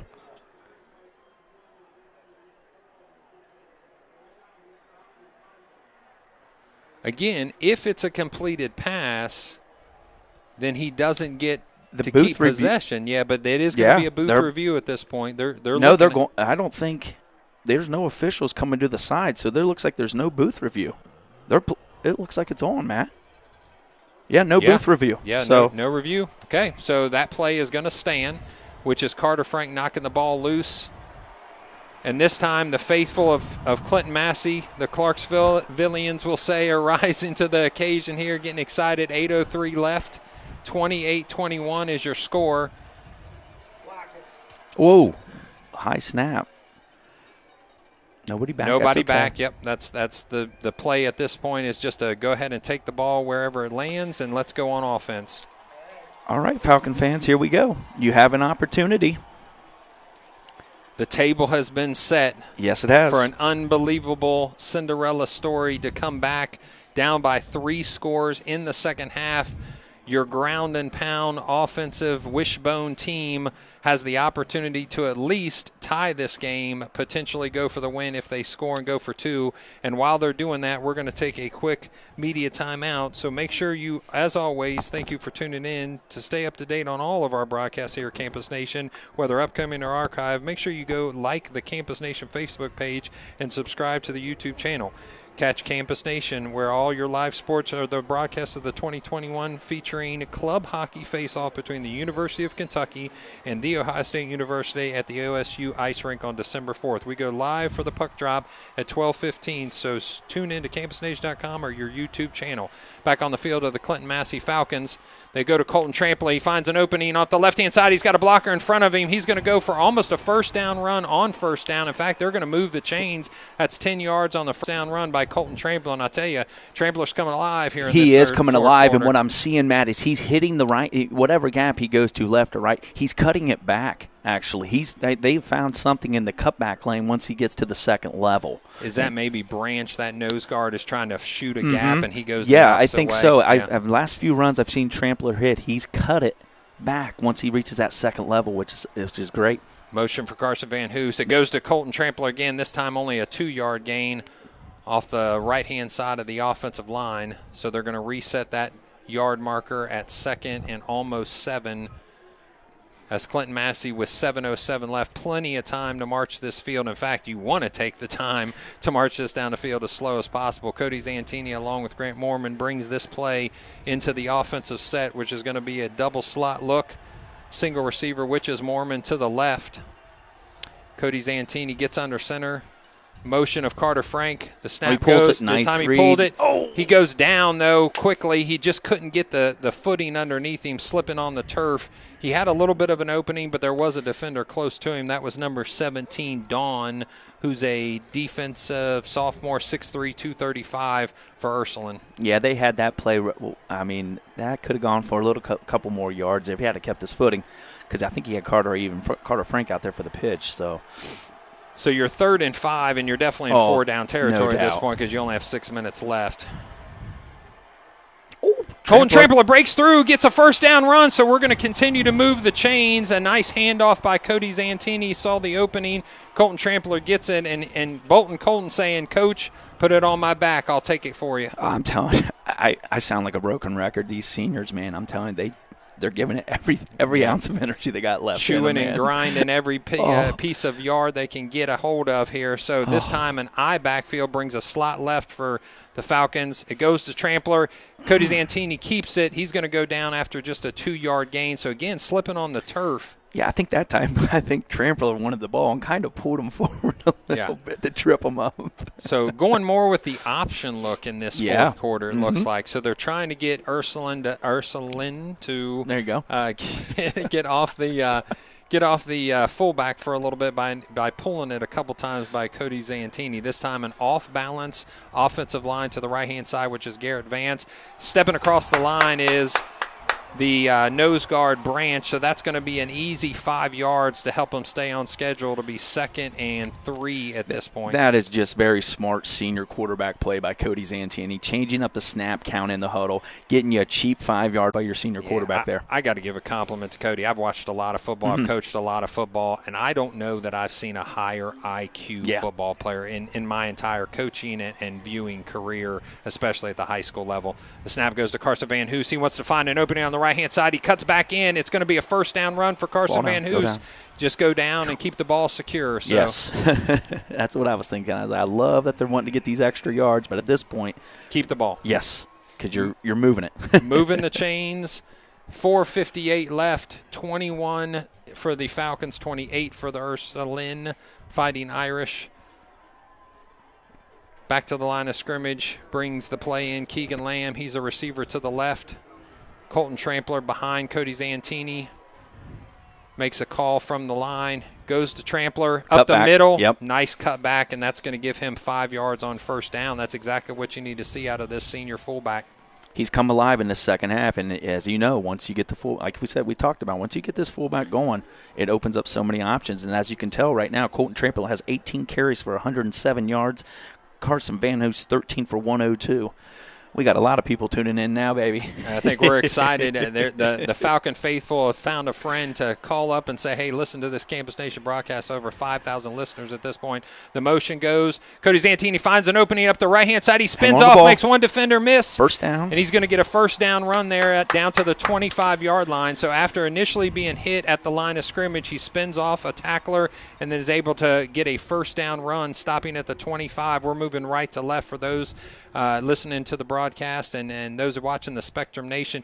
I think Reardon is trying to get in the ref's ear to make some observations there that the ref's shaking him off for. So looks like Cody Zantini spins his team around back to the line of scrimmage. The off-balance line, this will be to the left-hand side this time. Cody Zantini waiting just a minute till that clock gets down a little bit further. The snap, the blitz, goes up the middle. Carter Frank, left-hand side, 10, the ball. 5. Yeah, baby. Gets down to the 7-yard line. It'll be to the 7 this time. So a nice run. They actually saw the run blitz coming, and they ran exactly the opposite way. Their defensive linemen's getting tired. You see them all walk back there a little bit there to the huddle. Can we get the final push here to get it in? But the big question is, what do we do here? You punch it in. We'll wait till we get there.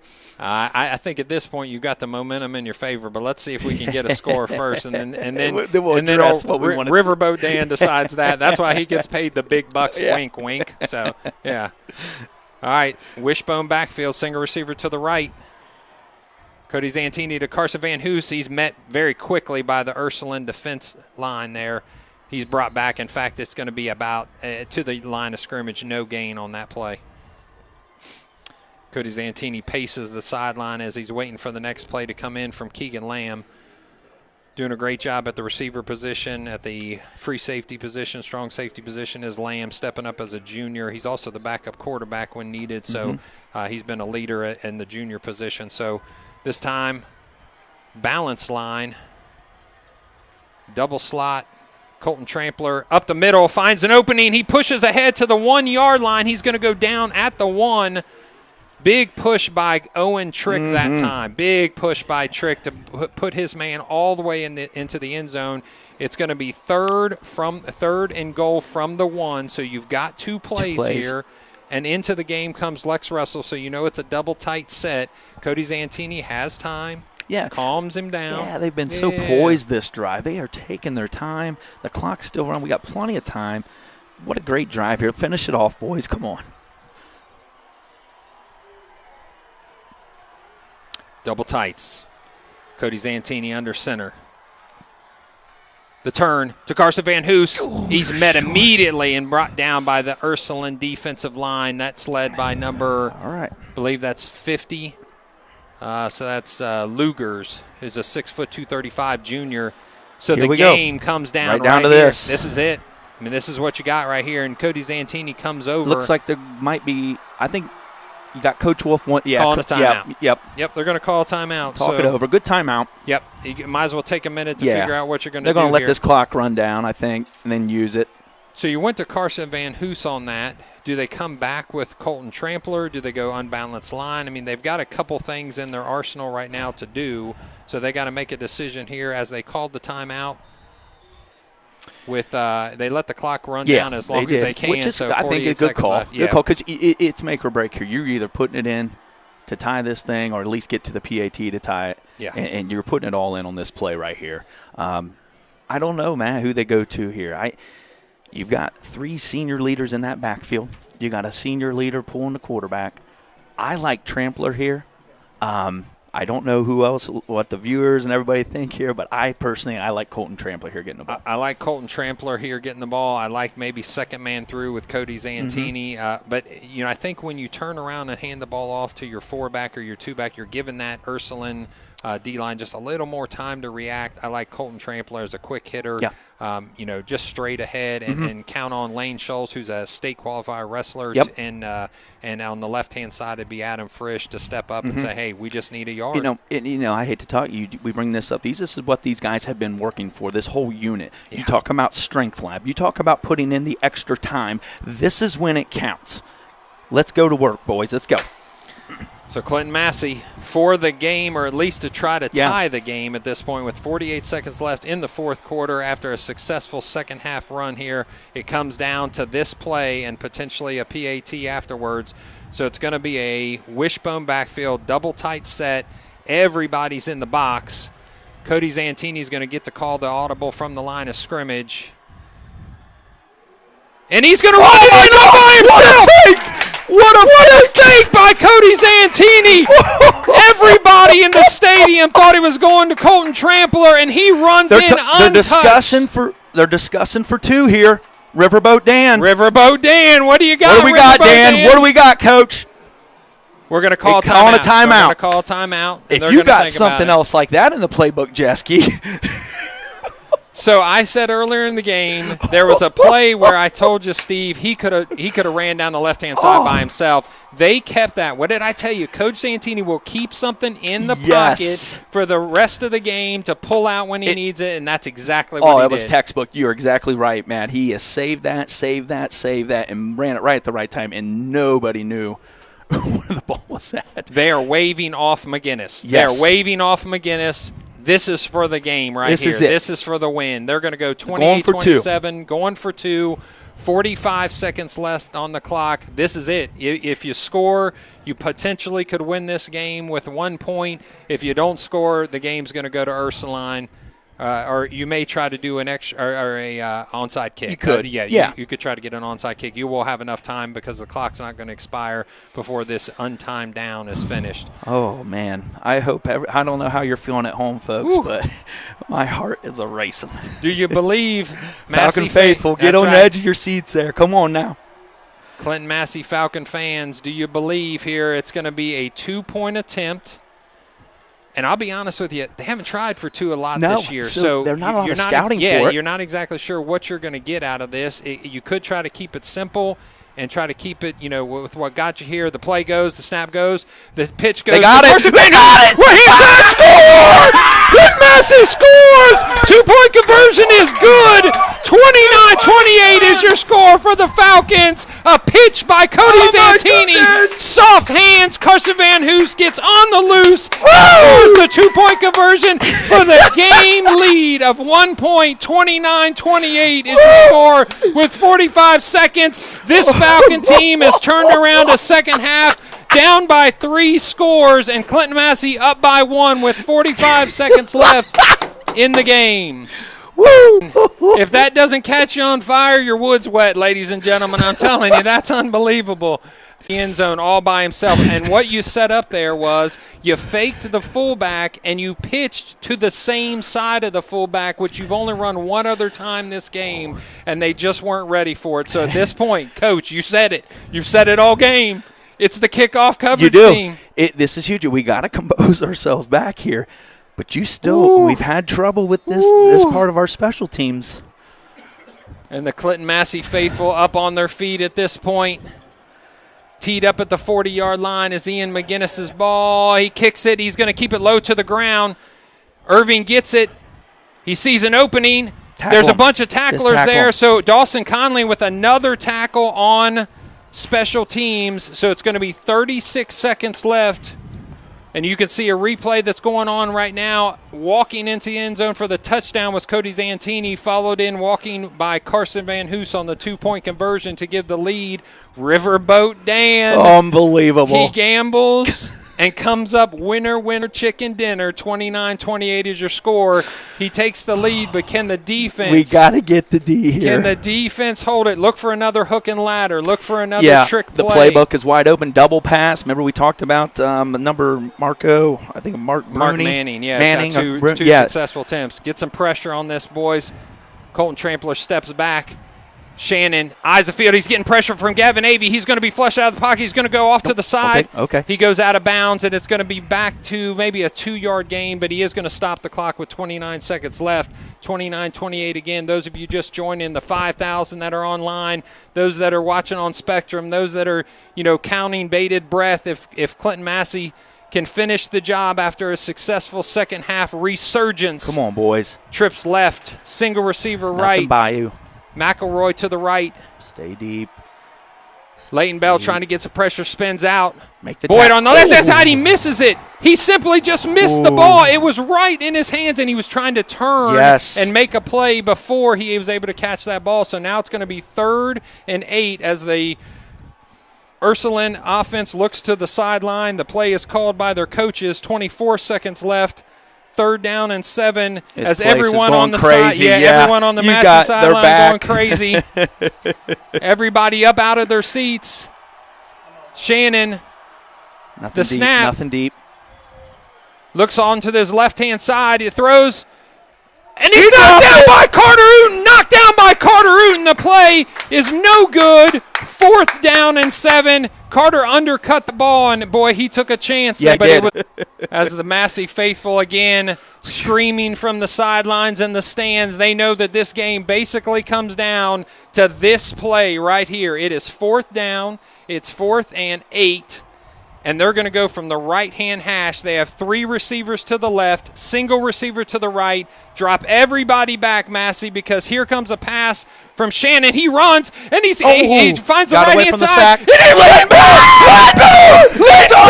with the tack, and he ends the game. He ends the game on a sack. Congratulations to Clinton-Massie. They're going to be the Division IV state champion with a sack on the last play of the game.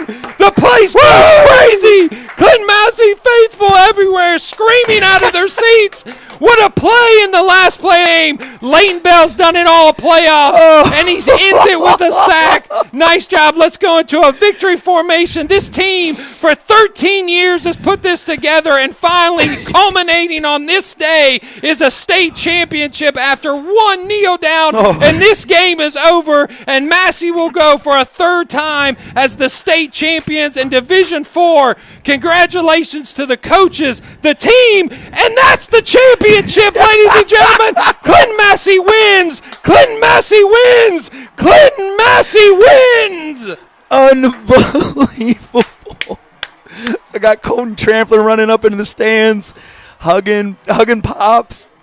Oh, this is great. Thank you to all the listeners out there. What Congratulations to Ursuline. What a great game. But you've got to give credit to the never defeated, never down Clinton-Massie Falcons that said the second half is ours, and has not only come a 3-score lead, but taken the lead on a 2-point conversion, something they haven't done all year much. And you just can't believe the emotion on the sidelines for a 3rd state championship for Coach Dan McSorley. Congratulations to all the players, the coaches, the cheerleaders, the band members, the staff, the administration, everybody, it all comes together. 13 years of hard work as Cody Zantini. He's put everything aside for this moment, and it comes to fruition with a championship at the D4 level. Congratulations to Clinton-Massie, and congratulations to Ursuline on a great season. Don't hold your heads down. Excellent job. Fantastic team. And Coach Reardon will have them back here before too long.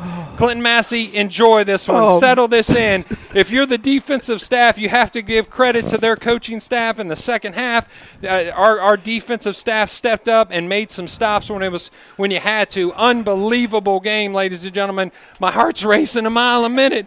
Coach Graves, what do you got to say? I'm an emotional mess right now, man. This is just so much fun to watch these guys. I've gotten to know a lot of them, and I'm just so proud of each and every one of these guys. I'm so proud to be a Falcon right now. And if you're not feeling that, I don't know what to say, man. This is just something special. You got Ruben Mobley getting the crowd pumped. Coach Zantini coming onto the field. This is just great, man. All the way down from the upper box. Coach Zantini wants to go hug his son, I'm sure, as the cheerleaders pour onto the field. We got to give credit to Carson Van Hoos in the second half. It came alive. Colton Trampler came alive. And you got to give it to Brandon Updike. Brandon Updike in the second half especially stepping up. Yes, he came in and played a heck of a game Unbelievable. in there for Wildermuth. And I'll tell you, let's look at some final. I mean, it's Trampler, buddy. I'm telling you, 19 carries for 117. He broke loose in the second half. It's what we needed to finish this off.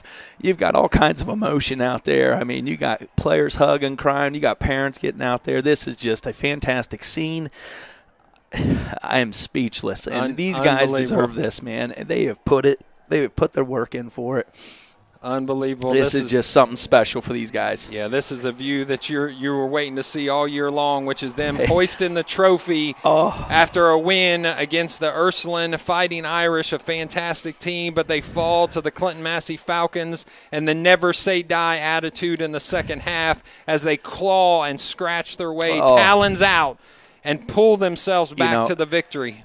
That is something that these guys have stressed. I mean, you heard it the other night. Coach McSorley at the Pep Rally, it was this good old country boy football right there, Unbelievable. Yeah, coming down from the South and bringing corn-fed, cornbread football players up with them. And I tell you, in that second half, that's exactly what it was. It was just kind of a smash mouth. We're just going to shove it down your throat. And we made a little adjustment, made a little change, and that adjustment made enough of a difference to bring the success to the Clinton-Massie Falcons. Yes. 29-28 is your score. Again, all the credit to Ursuline. Runners-up, excellent job. They've been runners-up once before in 2007, have 4 state championships to their name, and now 3 to the Clinton-Massie Falcons. This is the 4th time the Massie Falcons have been to this game in the last 10 years, having won 3 of them and runner-up in 2017. So I just don't know what else to say than Rick Phillips, for my lovely wife, Michelle, for Steve Graves coming in clutch in the last 2 weeks. We appreciate your color commentating. What a great experience. I'm going to get down there. We want to send these Falcons off with a congratulations. And as always, not only did they go, they went there to the state championship and brought home another trophy. Congrats, Coach McSorley and the Falcon faithful. We're coming back to Clarksville with some more hardware. Have a great weekend, a safe weekend. And as always, go Falcons!